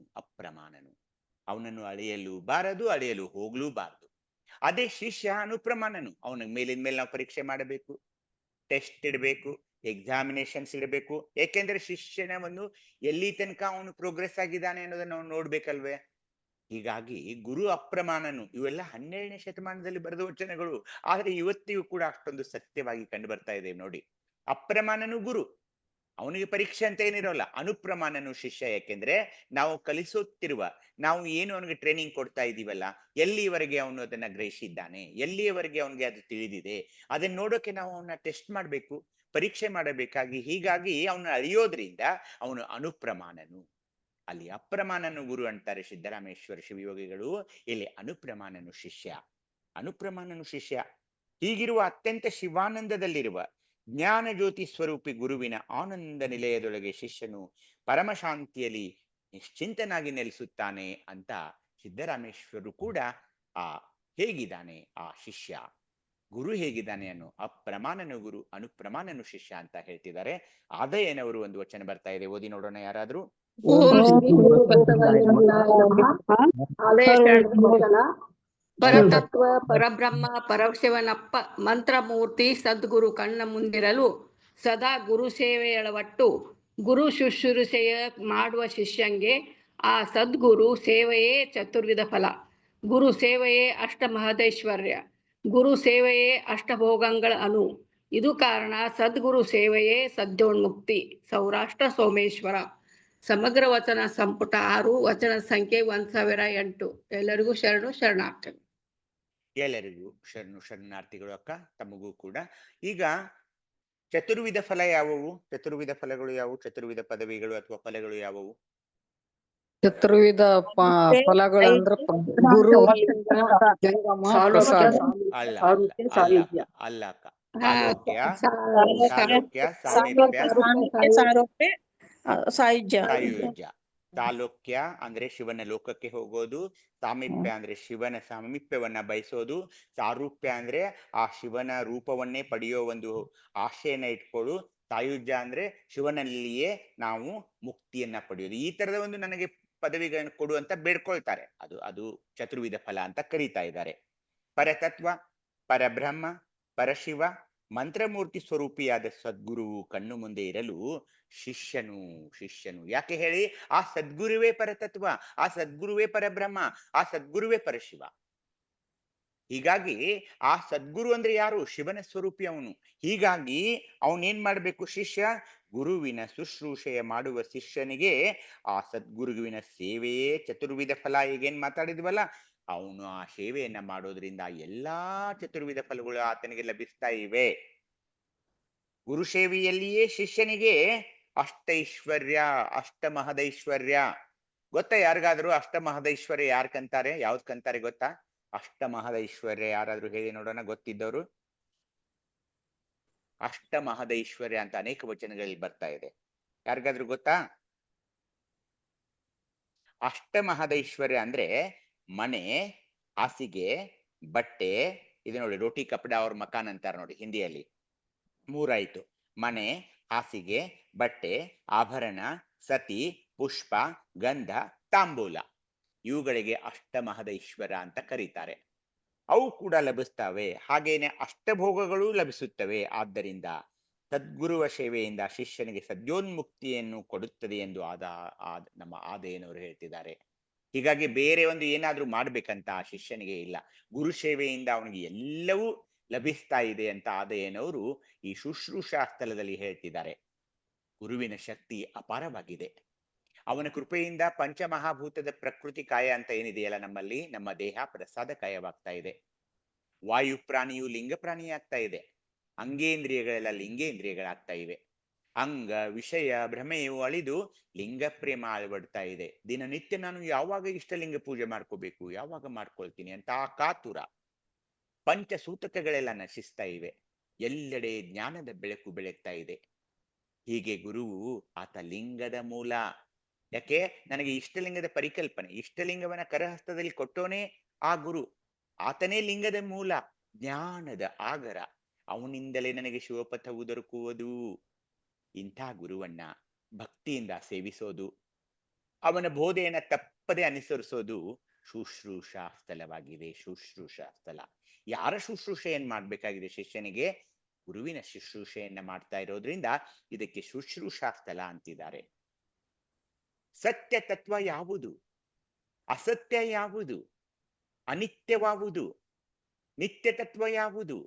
ಆತ್ಮನೆಂದರೇನು? ಜೀವನು ಯಾರು? ಪರವಸ್ತು ಯಾವುದು? ಹೀಗೆ ತನ್ನ ಅಂತರಂಗದ ತತ್ವಗಳನ್ನ ಕುರಿತು ಕಾತುರತೆಯಿಂದ ಕುತೂಹಲದಿಂದ ಪ್ರಶ್ನಿಸ್ತಾ ಹೋಗ್ತಾನೆ ಶಿಷ್ಯ ಗುರುವಿಗೆ. ಹೀಗಾಗಿ ಅವನಿಗೆ ಶುಶ್ರೂಷಾ ಅಂತ ಕರೀತಾರೆ. ಆ ಶಿಷ್ಯನಿಗೆ ಅನೇಕ ವಿಚಾರಗಳು, ಅನೇಕ ಪ್ರಶ್ನೆಗಳು ಆ ಶಿಷ್ಯನ ಹತ್ರ ಇವೆ. ಏನಿದು ಆ ಸತ್ಯತತ್ವ ಅಂದ್ರೆ ಏನು? ಪರವಸ್ತು ಅಂದ್ರೆ ಏನು? ಆತ್ಮ ಅಂದ್ರೆ ಏನು? ಜೀವ ಅಂದ್ರೆ ಏನು? ಪರಮಾತ್ಮ ಅಂದ್ರೆ ಏನು? ಅನೇಕ ಪ್ರಶ್ನೆಗಳು. ಗುರುವಿನ ವಚನವು, ಶರಣರ ವಚನಗಳನ್ನ ನಿತ್ಯ ಶಿಷ್ಯ ಆಲಿಸ್ಬೇಕಾಗ್ತಾ ಇದೆ. ಈಗ ನಾವು ಅದನ್ನೇ ಮಾಡ್ತಾ ಇರ್ತೀವಿ.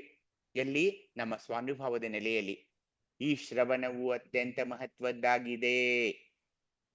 ಈ ಶ್ರವಣಕ್ಕೆ ಕೇಳುಗನಲ್ಲಿ ಶಿವ ಕಲೆಯನ್ನು ತುಂಬುವ ಶಿವ ಪ್ರಭೆಯನ್ನು ಬೀರುವ ಶಕ್ತಿ ಇದೆ ಬಂಧುಗಳೇ.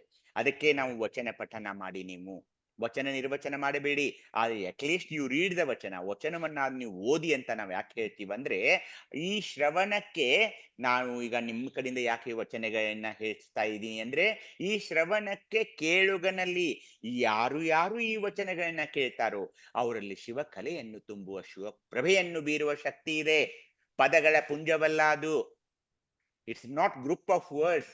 ಒಂದು ವಚನವನ್ನ ತಾವೆಲ್ಲ ಕೇಳ್ತಾ ಇದ್ದೀರಂದ್ರೆ ಕೇಳುಗನಲ್ಲಿ ಶಿವ ಕಲೆಯನ್ನು ತುಂಬುವ ಶಿವ ಪ್ರಭೆಯನ್ನು ಬೀರುವ ಶಕ್ತಿ ಇದೆ ಆ ವಚನಗಳಿಗೆ. ಇದನ್ನ ಅರ್ಥ ಮಾಡಿಕೊಳ್ಳಬೇಕು. ವಚನಗಳಿಗೆ ಅಪಾರವಾದ ಮಹಿಮೆ ಇದೆ, ಮಹತ್ವವಿದೆ. ಅದನ್ನ ಕೇಳೋದ್ರಿಂದ, ಬರೀ ಆ ಶರಣೆಯರ ವಚನಗಳನ್ನ ಕೇಳೋದ್ರಿಂದ ನಮ್ಮ ಹೃದಯವು ನಿರ್ಮಲಗೊಂಡು ಅಖಂಡ ಶಾಂತಿ ಲಭಿಸ್ತಾ ಇದೆ, ಅಖಂಡ ಶಾಂತಿ ಲಭಿಸ್ತಾ ಇದೆ. ಶಿಷ್ಯನ ಪ್ರಶ್ನೆಗಳು ಅನುಪಮವಾಗಿರ್ತಾವೆ. ಶ್ರೇಷ್ಠತೆಯ ತರತಮ ಪ್ರವಾಹವು ಅನಂತವಾಗಿರ್ತಾ ಇದೆ. ಆದ್ರೂ ಅದಕ್ಕೆ ಕೊನೆ ಅಂತ ಇರ್ಬೇಕಲ್ವೇ? ಆ ಪರಮ ಶ್ರೇಷ್ಠ ತತ್ವವು ಯಾವುದು? ಅರಿಯಲೇಬೇಕಾದ ಆ ಜ್ಞಾನ ವಸ್ತು ಯಾವುದು? ಅಖಂಡ ಪ್ರವಾಹವು ಯಾವ ಆಧಾರದಲ್ಲಿದೆ? ಯಾರ ಆಧಾರದಲ್ಲಿದೆ? ಯಾರ ಸಾಕ್ಷಾತ್ಕಾರದಿಂದ ನಿವೃತ್ತಿಯಾಗುವುದು? ನಮ್ಮ ಹತ್ತಿರ ಈಗ ಪೂರ್ಣ ತತ್ವ, ದಿವ್ಯ ತತ್ವಗಳು ಅನ್ಬಹುದು, ನಿತ್ಯ ತತ್ವಗಳು ಅನ್ಬಹುದು, ಅಥವಾ ಶಿವತತ್ವ ಅನ್ಬಹುದು. ಹಾಗೇನೆ ನಮ್ಮ ಹತ್ರ 36 ಅನಿತ್ಯ ಜಡ ತತ್ವಗಳು ಇವೆ. ಯಾವುವು 36 ಅನಿತ್ಯ ಜಡ ತತ್ವಗಳು? ಅಂಗ ತತ್ವಗಳು 25 ಅಪ್ಪ ಅವ್ರೆ. ಕರ್ಮೇಂದ್ರಿಯ, ಜ್ಞಾನೇಂದ್ರಿಯ, ಹೀಗೆ ಹೇಳ್ತಾ ಹೇಳಿ. 36 ಕರ್ಮೇಂದ್ರಿಯಗಳು, ಜ್ಞಾನೇಂದ್ರಿಯಗಳು, ವಿಷಯೇಂದ್ರಿಯಗಳು, ವಾಯುವೇಂದ್ರಿಯಗಳು, ಅಂತಃಕರಣಗಳು. ಈ 36 ಅನಿತ್ಯ ಜಡ ತತ್ವಗಳಿವೆ. ಇಲ್ಲಿ ನೋಡಿ, ಈ ಚಿತ್ರವನ್ನ ತಾವು ಗಮನಿಸ್ಬೇಕು. ಏನಂದ್ರೆ ಸತ್ಯ ತತ್ವ, ಪೂರ್ಣ ತತ್ವ ಅಂತದಿದೆ. ಅದಕ್ಕೆ ಪರಮತತ್ವ ಅನ್ನಿ, ನೈಜ ತತ್ವ ಅನ್ನಿ, ನಿತ್ಯ ತತ್ವ ಅನ್ನಿ. ಈಗ ನೋಡಿ, ನಮ್ಮ ಹತ್ರ ಜ್ಞಾನೇಂದ್ರಿಯಗಳಿವೆ. ಈಗ ತಾಯಿ ಹೇಳಿದ್ರು ಅವೆಲ್ಲ ಜಡ ತತ್ವಗಳನ್ನ, ಕರ್ಮೇಂದ್ರಿಯಗಳು, ಅಂತಃಕರಣಗಳು, ಪ್ರಾಣಾಪಾನಾದಿಗಳು ಅವೆಲ್ಲ ಇವೆ. 36 ತತ್ವಗಳು. ಇದು ಎಲ್ರಿಗೂ ಇರ್ತಾ ಇದೆ. ಎಲ್ರಿಗೂ ಹುಟ್ಟಿ ಬಂದ ಬಳಿಕ ಎಲ್ಲಾ ಮಾನವರ ಹತ್ರ ಇದರೋದನೆ. ಆ ಸತ್ಯ ತತ್ವವೂ ಇಲ್ಲಿದೆ. ಜ್ಞಾನೇಂದ್ರಿಯ, ಕರ್ಮೇಂದ್ರಿಯ, ಅಂತಃಕರಣ, ಪ್ರಾಣಾಪಾನಾದಿಗಳು ಇವು ಎಲ್ಲ ನಿಮಗೆ ಬೇಡ ಅಂದ್ರೂ ನಮ್ಮ ಹತ್ರ ಇವೇನೆ. ನಮ್ಮ ಕರ್ಮೇಂದ್ರಿಯಗಳಿವೆ, ಜ್ಞಾನೇಂದ್ರಿಯಗಳಿವೆ, ಎಲ್ಲ ಇವೆ. ಆದ್ರೆ ನಾವು ಏನ್ ಮನಸ್ಸು ಮಾಡ್ಬೇಕಾಗಿದೆ? ಶಿವಯೋಗ ದತ್ತವಾಲಿದರೆ ಏನಾಗ್ತೀವಿ ನಾವು? ಶರಣ ಶರಣ ಶಿವತತ್ವ ಸಾಕಾರ ನಮಗಾಗೋದಿದೆ. ಶಿವಯೋಗ ಬೇಕು. ಶರಣನಾಗಲು ಶಿವಯೋಗ ಬೇಕು. ಶರಣನಾದ ತಕ್ಷಣ ಶಿವತತ್ವ ಸಾಕಾರವಾಗ್ತಾ ಇದೆ. ಆದ್ರೆ 90% ಆಫ್ ದ ಪೀಪಲ್ 10% ಶಿವಯೋಗವನ್ನು ಕಲಿತಾರೆ, ಶರಣರಾಗ್ತಾರೆ, ಶಿವತತ್ವ ಸಾಕಾರ ಮಾಡ್ಕೊಳ್ತಾರೆ. 90% ಈ ಜಗತ್ತಿನ ಜನ ಶಿವಯೋಗವನ್ನ ಕಲಿಯೋಲ್ಲ, ಶಿವಯೋಗದತ್ತ ವಾಲೋಲ್ಲ, ಶಿವಯೋಗದತ್ತ ಆಕರ್ಷಿತರಾಗೋಲ್ಲ. ಅದಕ್ಕೆ ಅವರು ಭವಿಯಾಗಿ ಬಿಡ್ತಾರೆ. ಜಡ ವಿಕಾರ ಅವರಿಗೆ ಒಲಿತಾ ಇದೆ. ನಮಗೆ ಶಿವ ತತ್ವ ಸಾಕಾರ ಒಲಿದರೆ ಅವರಿಗೆ ಜಡ ವಿಕಾರ ಆಗ್ತಾ ಇದೆ. ಇಷ್ಟೇ ತಿಳ್ಕೊಳ್ಬೇಕು ನಾವು. ಶಿವಯೋಗವನ್ನು ಕಲಿತವ ಶರಣನಾದ್ರೆ ಶಿವಯೋಗವನ್ನ ಬಿಟ್ಟವ ಭವಿಯಾಗ್ತಾನೆ. ಶರಣನಿಗೆ ಶಿವತತ್ವ ಸಾಕಾರವಾಗ್ತಾ ಇದೆ. ಹಾಗೇನೆ ಆ ಭವಿಗೆ ಜಡ ವಿಕಾರಗಳು ಕಾಡ್ತಾ ಇವೆ, ಬಾಧೆ ಉಂಟು ಮಾಡ್ತಾ ಇವೆ. ಮುಕ್ತಾಯಕ್ಕನವರ ಸುಂದರ ವಚನ ಬರ್ತಾ ಇದೆ, ಓದಿ ನೋಡೋಣ ಯಾರಾದ್ರೂ. ಓಂ ಶ್ರೀ ಗುರು ಬಸವಲಿಂಗಾಯ ನಮಃ. ಸರ್ವರಿಗೂ ಭಕ್ತಿಯ ಶರಣಾರ್ಥಿಗಳು. ಗುರುವಚನದಿಂದಲ್ಲದೆ ಲಿಂಗವನ್ನರಿಯಬಾರದು, ಗುರುವಚನದಿಂದಲ್ಲದೆ ಜಂಗಮವನ್ನರಿಯಬಾರದು, ಗುರುವಚನದಿಂದಲ್ಲದೆ ಪ್ರಸಾದವನ್ನರಿಯಬಾರದು, ಗುರುವಚನದಿಂದಲ್ಲದೆ ತನ್ನ ತಾನರಿಯಬಾರದು. ಇಂದನ ಜನ್ಮದಲ್ಲಿ ಲಿಂಗವ ಪೂಜಿಸಿ ಇಂದು ಜ್ಞಾನೋದಯವಾದಡೆ ಗುರುವಿಲ್ಲದ ಮುನ್ನ ಆಯಿತೆನ್ನಬಹುದೇ? ತನ್ನಲ್ಲಿ ತಾನು ಸನ್ನಿಹಿತನಾದ ಏನೆಂದೆಡೆ ಗುರುವಿಲ್ಲದೆ ಆಗದು ಕೇಳ. ಎನ್ನ ಅಜಗಣ್ಣನೆಂಬ ಗುರುವಿಲ್ಲದೆ ಆರುಡಿಯ ಕೂಟ ಸದುವಿನದು ಕೇಳ. ಸಮಗ್ರ ವಚನ ಸಂಪುಟ 5, ವಚನ ಸಂಖ್ಯೆ 1111. ಶರಣಾರ್ಥಿಗಳು. ಶರಣು ರೂಪಾಕ. ಮುಕ್ತಾಯಕ್ಕನವರು ಏನ್ ಹೇಳ್ತಿದ್ದಾರೆ ಅಂದ್ರೆ, ಸಾಧಕನ ಅಂತರಂಗದಲ್ಲಿ ಗುರು, ಲಿಂಗ, ಜಂಗಮ, ಪ್ರಸಾದಗಳು ಪರವಸ್ತುವಿನ ಸ್ವರೂಪವೇ ಆಗಿದ್ದರೂ ಕೂಡವೇ ಗುರುವಚನದ ವಿನಃ ಅವು ದರ್ಶಿತವಾಗುವವು. ಗುರುನೇ ನಮ್ಗೆ ಹೇಳ್ಬೇಕು. ತನ್ನ ನಿಜವ ಕೂಡುವ ಮರ್ಮವು ಗುರು ಅನುಗ್ರಹದಿಂದಲೇ ಸಾಧ್ಯವೇ ಇಲ್ಲ. ಹಿಂದಿನ ಜನ್ಮದಲ್ಲಿ ಲಿಂಗವನ್ನ ಪೂಜಿಸಿದ್ರಿಂದ ಇಂದು ನನಗೆ ಜ್ಞಾನೋದಯವಾಗಿದೆ, ಮತ್ತು ಗುರುವಿಲ್ಲದೆ ಮುನ್ನವೇ ಆಗಿದೆ ಅಂದ್ರೆ ಆಗುತ್ತೆ? ಆಗೋಲ್ಲ. ಈಗ ನನಗೇನ್ ಬೇಡ, ನನಗೆ ಹಿಂದಿನ ಜನ್ಮದೆಲ್ಲ ಆಗಿದೆ ಅಂತ ಅಂದ್ರೆ ಆಗೋಲ್ಲ. ಗುರುವಿಲ್ಲದೆ ಮುನ್ನಾನೇ ಆಗ್ಬಿಟ್ಟಿದೆ. ಗುರು ಬರೋಕ್ಕಿಂತ ಮುಂಚೆ, ನನ್ನ ಜೀವನದಲ್ಲಿ ಗುರು ಬರೋಕ್ಕಿಂತ ಮುಂಚೆ ನನಗೆಲ್ಲ ಗೊತ್ತಿದೆ ಅನ್ನೋಕ್ಕಾಗುತ್ತಾ? ಆಗೋಲ್ಲ. ಸ್ವಾನುಭವದ ನೆಲೆಯಲ್ಲಿ ಬರೋಕ್ಕಿಂತ ಮುಂಚೆನೆ ನನಗೆ ಇದೆಲ್ಲ ಜ್ಞಾನ ಇದೆ ಅಂತ ಹೇಳೋಕ್ಕಾಗುತ್ತೇನು? ಇಲ್ಲ, ಆಗೋಲ್ಲ. ಅದು ತಪ್ಪಾಗುತ್ತದೆ. ಗುರುವಿಲ್ಲದೆ ತನ್ನಲ್ಲಿ ತಾನು ಲಿಂಗ ಸಮರತಿಯಲ್ಲಿ ಸನ್ನಿಹಿತನಾಗಿದ್ದೇನೆಂದರೂ ಅದು ಗುರುವಿಲ್ಲದೆ ಆಗದು ಅಂತ ಮಹಾಶರಣೆ ಮುಕ್ತಾಯಕ್ಕನವರು ನುಡಿತಾ ಇದ್ದಾರೆ. ಮುಕ್ತಾಯಕ್ಕನವರಿಗೆ ಅವರ ಸೋದರ ಅಜಗಣ್ಣನೇ ಗುರುವನಾಗಿದ್ದನಂತ ಎಲ್ಲರಿಗೂ ತಮಗೂ ಗೊತ್ತು. ಹೀಗಾಗಿ ಶಿಷ್ಯನಿಗೆ ಗುರುವಿಲ್ಲದೆ ಶಿವನ ಸಾನ್ನಿಧ್ಯ ಲಭಿಸದು, ಶಿವನ ಸಾನ್ನಿಧ್ಯ ಲಭಿಸದು. ಆತನ ಹೃದಯ ನಿರ್ಮಲವಾಗದು, ಶಾಂತಿ ದೊರೆಯದು, ಸಮಾಧಾನ ಒಡಮೂಡದು. ತನ್ನಲ್ಲಿರುವ ಶಿವಾತ್ಮವನ್ನ ಅರಿಯಲು ಶಿಷ್ಯನು ತನ್ನ ಅಹಂಭಾವವನ್ನ ಬಿಟ್ಟು ಅತ್ಯಂತ ನಿಷ್ಠೆಯಿಂದ, ವಿನಯವಂತನಾಗಿ, ಪ್ರಾಂಜಲಿಯಾಗಿ, ಅಕ್ಕರೆಯಿಂದ ಗುರುವಿನ ಶುಶ್ರೂಷೆಯನ್ನ ಮಾಡಬೇಕು. ಸೇವೆ ಇಲ್ಲದ ವಂದನೆ ನಿಸ್ಸಾರವಾಗ್ತಾ ಇದೆ. ಶುಶ್ರೂಷಾ ಸೇವೆಯಿಂದ ಹೃದಯಪೂರ್ವಕವಾಗಿ ಶಿಷ್ಯನು ಗುರುವನ್ನ ಸೇವಿಸಬೇಕು, ನಮಿಸಬೇಕು. ಗುರುವಿಗೆ ಮೇಲಿನ ಮೇಲೆ ಪರಿಪ್ರಶ್ನೆಗಳನ್ನ ಕೇಳಿ ಸಮರ್ಪಕ ಉತ್ತರಗಳನ್ನ ಪಡೆದು ಜ್ಞಾನ ಬೋಧೆಯನ್ನ ಹೊಂದಬೇಕು. ಇಲ್ಲಿ ಆಗ್ಬೇಕು. ನಮ್ಮ ಇದರಲ್ಲೂ ಆಗ್ತಾ ಇದೆ ಈಗ. ಸ್ವಾನುಭವದಲ್ಲಿ ನಾವು ಮೇಲೆ ಪ್ರಶ್ನೆಗಳನ್ನ ಕೇಳ್ತೀವಿ. ತಿಳಿದಿದ್ದ ಪ್ರಶ್ನೆಗಳನ್ನ ಕೇಳಲೇಬೇಕು, ಸಮರ್ಪಕ ಉತ್ತರಗಳನ್ನ ಪಡೆಯಲೇಬೇಕು. ಶಿಷ್ಯನ ಅಂತರಂಗದಲ್ಲಿ ನಿತ್ಯ ಪ್ರಕಾಶಿಸುವ ಜ್ಞಾನ ಜ್ಯೋತಿಯೊಂದಿದೆ.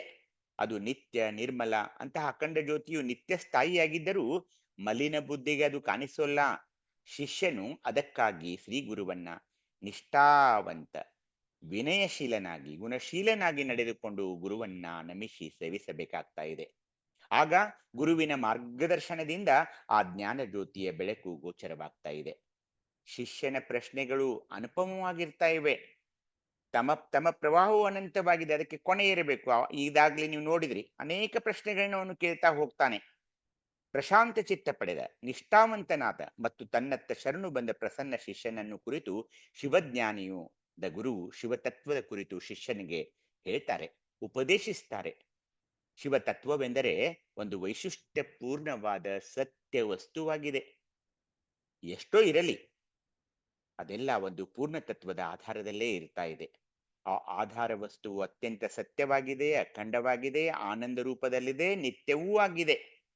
ಆ ಆಧಾರ ವಸ್ತುವು ಸರ್ವದೃಷ್ಟಿಯಿಂದಲೂ ಪೂರ್ಣವಾದುದರಿಂದ ಅದೇ ಪರಮತತ್ವ ಅನಿಸ್ತಾ ಇದೆ. ಉಳಿದ ತತ್ವಗಳೆಲ್ಲ ಆ ಪರಮತತ್ವದ ಒಡಲಲ್ಲಿ ಬಾಳ್ತಾ ಇವೆ. ಆ ತತ್ವವು ಶ್ರೋತ್ರಕ್ಕೆ ಶ್ರೋತ್ರ, ಚಕ್ಷುವಿಗೆ ಚಕ್ಷು, ವಾಣಿಗೆ ವಾಣಿ, ಮನಕ್ಕೆ ಮನ, ಪ್ರಾಣಕ್ಕೆ ಪ್ರಾಣ. ಅದು ಅಲೌಕಿಕ ದಿವ್ಯ ತತ್ವವಾಗಿದೆ. ಆದರೆ ಚಕ್ಷುರಾದಿ ಜ್ಞಾನೇಂದ್ರಿಯಗಳಾಗಲಿ, ವಾಗಾದಿ ಕರ್ಮೇಂದ್ರಿಯಗಳಾಗಲಿ, ಮನ, ಬುದ್ಧಿ, ಚಿತ್ತ, ಅಹಂಕಾರಗಳಲ್ಲಿ ಅದನ್ನ ಗ್ರಹಿಸವು. ಆದರೆ ಆ ದಿವ್ಯ ತತ್ವದ ಮಹಾ ಆಶ್ರಯದಿಂದಲೇ ವಾಗಾದಿ ಕರ್ಮೇಂದ್ರಿಯಗಳು ವಚನಾದಿ ಕ್ರಿಯೆಗಳಲ್ಲಿ ನಿಯುಕ್ತವಾಗ್ತಾ ಇವೆ. ಚಕ್ಷುರಾದಿ ಜ್ಞಾನೇಂದ್ರಿಯಗಳು ರೂಪಾದಿ ವಿಷಯಗಳಲ್ಲಿ ನಿಯುಕ್ತವಾಗ್ತಾ ಇವೆ. ಪ್ರಾಣಾಪಾನಾದಿಗಳು ಶ್ವಾಸೋಚ್ಛ್ವಾಸಾದಿ ಕರ್ಮಗಳಲ್ಲಿ ನಿಯುಕ್ತವಾಗಿವೆ. ಮನಬುದ್ಧಾದಿಗಳು ಮನನಾದಿ ಕಾರ್ಯಗಳಲ್ಲಿ ನಿಯುಕ್ತವಾಗ್ತಾ ಇವೆ. ಇಂಥ ಪರಬ್ರಹ್ಮ ತತ್ವವೇ ನೈಜ ತತ್ವವಾಗಿದೆ. ಅದನ್ನರಿಯಲು ಸಾಕ್ಷಾತ್ಕರಿಸಿಕೊಳ್ಳಲು ಶಿವಯೋಗದ ಅವಶ್ಯಕತೆ ಇದೆ. ಇದರಿಂದ ಭಿನ್ನವಾದ ಶಿವಯೋಗವಿಲ್ಲದ ಲೌಕಿಕ ಜಗತ್ತಿನ 36 ತತ್ವಮಯ ಜಗವು ಅದು ಜಡವಾಗ್ತಾ ಇದೆ. ಹೀಗಾಗಿ ನಾವು ಆಗ್ಲೇ ಹೇಳಿದ ಹಾಗೆ ಶಿವಯೋಗ ಬೇಕಾಗ್ತಾ ಇದೆ. ಅಲ್ಲಮ ಪ್ರಭುದೇವರ ಒಂದು ವಚನ ಬರ್ತಾ ಇದೆ, ಓದಿ. ಓಂ ಶ್ರೀ ಗುರು ಬಸವಲಿಂಗಾಯ ನಮಃ. ವಚನ: ಮಾತೆಂಬುದು ಜ್ಯೋತಿರ್ಲಿಂಗ, ಸ್ವರವೆಂಬುದು ಪರತತ್ವ, ತಾಳೋಷ್ಟ ಸಂಪುಟವೆಂಬುದು ನಾದಬಿಂದು ಕಳಾತೀತ. ಗುಹೇಶ್ವರ ಶರಣರು ನುಡಿದ ಸೂತಕಿಗಳೆಲ್ಲ ಕೇಳ ಮೊರಳೆ. ಸಮಗ್ರ ವಚನ ಸಂಪುಟ 2, ವಚನದ ಸಂಖ್ಯೆ 1463. ಸರ್ವರಿಗೂ ಶರಣು ಶರಣಾರ್ಥಿ. ಶರಣು ನಾಗಲಾಂಬಿಕಾ. ಇದು ಈ ವಚನ ತುಂಬಾ ಸುಂದರವಾದ ವಚನ, ಜನಪ್ರಿಯ ವಚನ. ತಾವು ಅರ್ಥ ಮಾಡ್ಕೊಳ್ಳೋಕೆ ಪ್ರಯತ್ನ ಮಾಡಿ. ಬ್ರಹ್ಮರಂಧ್ರದಲ್ಲಿರುವ ನಿಷ್ಕಲ ಜ್ಯೋತಿರ್ಲಿಂಗವನ್ನ ಸಾಧ್ಯಗೊಳಿಸಿಕೊಡುವ ಶರಣರ ವಚನವೆಂದರೆ ಜ್ಞಾನ ಬೆಳಕಿನ ಜ್ಞಾನಲಿಂಗವೇ ಆಗಿದೆ. ಮಾತೆಂಬುದು ಜ್ಯೋತಿರ್ಲಿಂಗ ಅಂದಾಗ ಯಾರ ಮಾತು? ಶರಣರ ಮಾತು. ಶರಣರ ಮಾತೆಂದ್ರೆ ವಚನಗಳು, ವಚನಗಳು, ವಚನಗಳು. ಹೀಗಾಗಿ ಆ ಬ್ರಹ್ಮರಂಧ್ರದಲ್ಲಿರುವ ನಿಷ್ಕಲ ಜ್ಯೋತಿರ್ಲಿಂಗವನ್ನ ನೀವು ನೋಡ್ಬೇಕಂದ್ರೆ, ಅದನ್ನ ಸಾಧ್ಯಗೊಳಿಸುವ ಅದಕ್ಕೆ ಏನ್ ಬೇಕಂದ್ರೆ ಶರಣರ ವಚನಗಳ ಪಠನ. ಏಕೆ? ಅವು ಜ್ಞಾನದ ಬೆಳಕಿನ ಜ್ಞಾನಲಿಂಗ ಸ್ವರೂಪಿಯಾಗಿವೆ. ಆ ವಚನಗಳ ಆಂತರ್ಯದಲ್ಲಿರುವ ತಿರುಳು ಸಾರಾಂಶ ಅನ್ನಿ, ಬೇಕಿದ್ರೆ ಅದರ ಅರ್ಥ ಅನ್ನಿ, ಅವೆಲ್ಲ ಸ್ವರವಾಗಿ ಪರವಸ್ತುವನ್ನು ಅರಿಯುವ ತತ್ವವಾಗಿವೆ. ಸ್ವರವೆಂಬುದು ಪರತತ್ವ. ಆ ವಚನದ ಅರ್ಥ ಏನಿದೆಯಲ್ಲ, ನಿರ್ವಚನ ಮಾಡಿದ ನಂತರ ನಮಗೊಂದು ಅರ್ಥ, ಬೆಳಕು, ಜ್ಞಾನ ಕಂಡು ಬರ್ತಾ ಇದೆ. ಅಯ್ಯೋ, ಅದು ಹೀಗಿದೆ. ಈಗ ಭಕ್ತಿ ಎಂಬ ಪೃಥ್ವಿಯ ಮೇಲೆ ಅದನ್ನು ಎಷ್ಟು ಚೆನ್ನಾಗಿ ಎಲ್ಲರೂ ನಿರ್ವಚನೆ ಮಾಡ್ತಾ ಇದ್ದಾರೆ. ಯಾಕೆ? ಅರ್ಥ ಏನಾಗುತ್ತಲ್ಲ, ಅದು ಸ್ವರ, ಸಾರಾಂಶ. ಅದನ್ನ ಅದೇ ಪರತತ್ವ ಅಂದ್ರು ಅಲ್ಲಂ ಪ್ರಭುದೇವರು. ಶರಣರ ವಚನಗಳ ಸಾರ, ಅರ್ಥ ಏನಿದೆಯಲ್ಲ, ಅದೇ ಪರತತ್ವ. ಪರವಸ್ತುವನ್ನರಿಯುವುದೇ ಪರತತ್ವವಾಗಿದೆ. ಶಬ್ದೋತ್ಪತ್ತಿಗೆ, ತಾಳೋಷ್ಟ ಸಂಪುಟಕ್ಕೆ ಬರ್ತಾ ಇದ್ದೀನಿ ಈಗ. ಶಬ್ದೋತ್ಪತ್ತಿಗೆ ಕಾರಣವಾದ ತುಟಿ, ನಾಲಿಗೆ, ದಂತಪಕ್ತಿ, ಗಂಟಲುಗಳ ಸ್ವರಪೆಟ್ಟಿಗೆ ಎಂಬ ತಾಳೋಷ್ಟ ಸಂಪುಟವು ಶರಣರ ನಾದ ಬಿಂದು ಕಳಾತೀತವಾಗಿದೆ. ಅರ್ಥ ಮಾಡಿಕೊಳ್ಳಬೇಕು. ಹೀಗಾಗಿ ನಾವೇನ್ ಮಾತಾಡ್ತೀವಲ್ಲ, ಈ ತಾಳೋಷ್ಟ ಸಂಪುಟ ನಮ್ಮ ವಾಣಿ ಶಿವವಾಣಿಯಾಗಬೇಕಾಗ್ತಾ ಇದೆ. ಏನೇನೂ ಮಾತಾಡಕ್ ಹೋಗ್ಬಾರ್ದು, ವ್ಯರ್ಥ ಮಾತನಾಡಬಾರದು. ತಾಳೋಷ್ಟ ಸಂಪುಟವು ಶರಣರಲ್ಲಿ ನಾದ ಬಿಂದು ಕಳಾತೀತವಾಗಿದೆ. ನಾದ ಅಂದ್ರೆ ಅದು ಪರವಸ್ತುವಿನ ಮೂಲ ಆಶಯ, ನಾದವಾಗಿ ಬಂದಿತು. ಈ ಇಡೀ ವಿಶ್ವವನ್ನು ನಾನು ರಚಿಸಬೇಕು ಅನ್ನೋದೇ ಬಿಂದು ಆಯಿತು. ಮತ್ತೆ ಹೊರಬಂದು 36 ತತ್ವಗಳನ್ನ ಎಲ್ಲವನ್ನ ನಿರ್ಮಾಣ ಮಾಡಿ ಅದು ಕಲೆಯನ್ನ ನಿರ್ಮಿಸಿತು. ನಾದ ಬಿಂದು ಕಲೆ ಅಂತ ಹೀಗೆ ಬರ್ತಾ ಇದೆ. ಹೀಗಾಗಿ ತಾಳೋಷ್ಟ ಸಂಪುಟವು ಶರಣರಲ್ಲಿ ನಾದ ಬಿಂದು ಕಳಾತೀತವಾಗಿ ಇದೆ. ಆದ್ದರಿಂದ ಶರಣರೆಂದಿಗೂ ಅಪಶಬ್ದಗಳನ್ನ ನುಡಿಯೋದಿಲ್ಲ. ಇಲ್ಲಿ ಬಂತು ನೋಡಿ, ನುಡಿದು ಸೂತಕೈಗಳಲ್ಲ. ಶರಣರೆಂದಿಗೂ ಅಪಶಬ್ದಗಳನ್ನು ನುಡಿಯೋದಿಲ್ಲ. ಅವು ವಚನಾಮೃತಗಳಾಗಿವೆ. ಶರಣರ ವಚನಗಳು ವಚನಾಮೃತಗಳಾಗಿವೆ. ಶಿವಜ್ಞಾನವನ್ನೇ ಮೈಗೂಡಿಸಿಕೊಂಡ ಶ್ರೀ ಗುರುವು ಮಹಾ ವಿರಕ್ತನಾಗಿರ್ತಾ ಇದ್ದಾನೆ. ಈ ದೈವಿ ಸಂಪತ್ತಿನಿಂದ ಆತ ಶಿಷ್ಯನ ಭಾವವನ್ನ ಬಲವಾಗಿ ಆಕರ್ಷಿಸಿದ್ದಾನೆ. ಶಿಷ್ಯನ ಭಾವದಲ್ಲಿರುವ ಎಲ್ಲಾ ಏರಿಳಿತಗಳನ್ನೆಲ್ಲ ತನ್ನ ಶಿವಾನುಭೂತಿಯಿಂದ ಆತ ಸ್ಥಿತಗೊಳಿಸ್ತಾ ಇದ್ದಾನೆ. ಈ ನಿಶ್ಚಲ ಭಾವದಿಂದ ಶಿಷ್ಯನಲ್ಲಿ ಶಿವಜ್ಞಾನದ ಸಸಿಗೆ ಯೋಗ್ಯ ಭೂಮಿಯನ್ನ, ನೆಲವನ್ನ ಹದ ಮಾಡಿ ಶಿವತತ್ವದ ಬೀಜಗಳನ್ನ ಬಿತ್ತುತ್ತಾನೆ ಆ ಗುರು ಆ ಶಿಷ್ಯನಲ್ಲಿ. ಶಿಷ್ಯನ ಶುದ್ಧ ಭಾವದಲ್ಲಿ ಅವು ಮೊಳೆತು ವೃದ್ಧಿಸಲಾರಂಭಿಸ್ತಾ ಇವೆ. ಆಗ ಅಲ್ಲಿ ಮಾಯೆ ಅನ್ನೋದು ಹೊರಗೆ ಬಿಡ್ತಾ ಇದೆ ಬಂಧುಗಳೇ. ಶಿವದರ್ಶನ ಉಂಟಾಗ್ತಾ ಇದೆ. ಶಿಷ್ಯ ಶಿವನಲ್ಲೇ ಬೆರೀತಾ ಇದ್ದಾನೆ. ಆಗ ಅವನಿಗೆ ಆ ಶಿವನಿಂದ ಭಿನ್ನ ಅನ್ನೋದಿರೋದಿಲ್ಲ. ಅದೇ ಲಿಂಗಾಂಗ ಸಾಮರಸ್ಯ. ಆ ಶಾಂತಿಯಿಂದ ಅನ್ಯ ವಸ್ತುವಿಲ್ಲ. ಅವನೀಗ ಜೀವನ್ಮುಕ್ತನಾಗ್ತಾನೆ. ಯಾರು? ಆ ಶಿಷ್ಯ. ಇಲ್ಲಿಗೆ ಆ ಶುಶ್ರೂಷಾ ಸ್ಥಳ ಅನ್ನೋದು ಮುಗಿತಾ ಇದೆ ಬಂಧುಗಳೇ. ಮುಂದಿನ ಸ್ಥಳ ಶೈವ್ಯ ಸ್ಥಳ ಅಂತ ಬರ್ತಾ ಇದೆ. ಶ್ರೀ ಗುರು ಏನ್ ಮಾಡ್ತಾ ಇದ್ದಾನಂದ್ರೆ ಶಿಷ್ಯನ ಪೂರ್ವಾಶ್ರಯವನ್ನೆಲ್ಲ ಕಳೀತಾನೆ. ಯಾವ ಊರಿಂದ ಬಂದ, ಅವ್ರ ಅಪ್ಪ ಅಮ್ಮ ಯಾರು, ಅವ್ರ ಕುಲ ಯಾವುದು, ಜಾತಿ ಯಾವುದು, ಅವ್ರ ವರ್ಣ, ಆಶ್ರಮ, ಗೋತ್ರ ಇಂಥದ್ದು ಏನು ಇಲ್ಲ. ಎಲ್ಲ ಪೂರ್ವಾಶ್ರಯನ ಕಳೆದು ಬಿಡ್ತಾ ಇದ್ದಾನೆ. ಶಿಷ್ಯನು ತನ್ನ ಪೂರ್ವಾಶ್ರಯವನ್ನೆಲ್ಲ ಕಳೆದುಕೊಂಡು ಗುರುಲಿಂಗವನ್ನ ಈಗ ಮುಟ್ಟಿದ್ದಾನೆ. ಗುರುಲಿಂಗ ಎಲ್ಲಿದೆ? ಮಹೇಶ್ವರ ಸ್ಥಳದಲ್ಲಿ. ಸ್ವಾಧಿಷ್ಠಾನ ಚಕ್ರ ಮಹೇಶ್ವರ ಸ್ಥಳ. ಸ್ವಾಧಿಷ್ಠಾನ ಚಕ್ರ ಮಹೇಶ ಸ್ಥಳ. ಅರ್ಪಿತ ಹೋಗಿ ಪ್ರಸಾದವನ್ನು ಅರಿಸಿದಂತಾಯಿತೋ, ಇಲ್ಲವೇ ಪ್ರಸಾದವೇ ಹೋಗಿ ಅರ್ಪಿತವನ್ನು ಅರಸುವಂತಾಯಿತೋ ತಿಳಿಯದಾಯಿತು.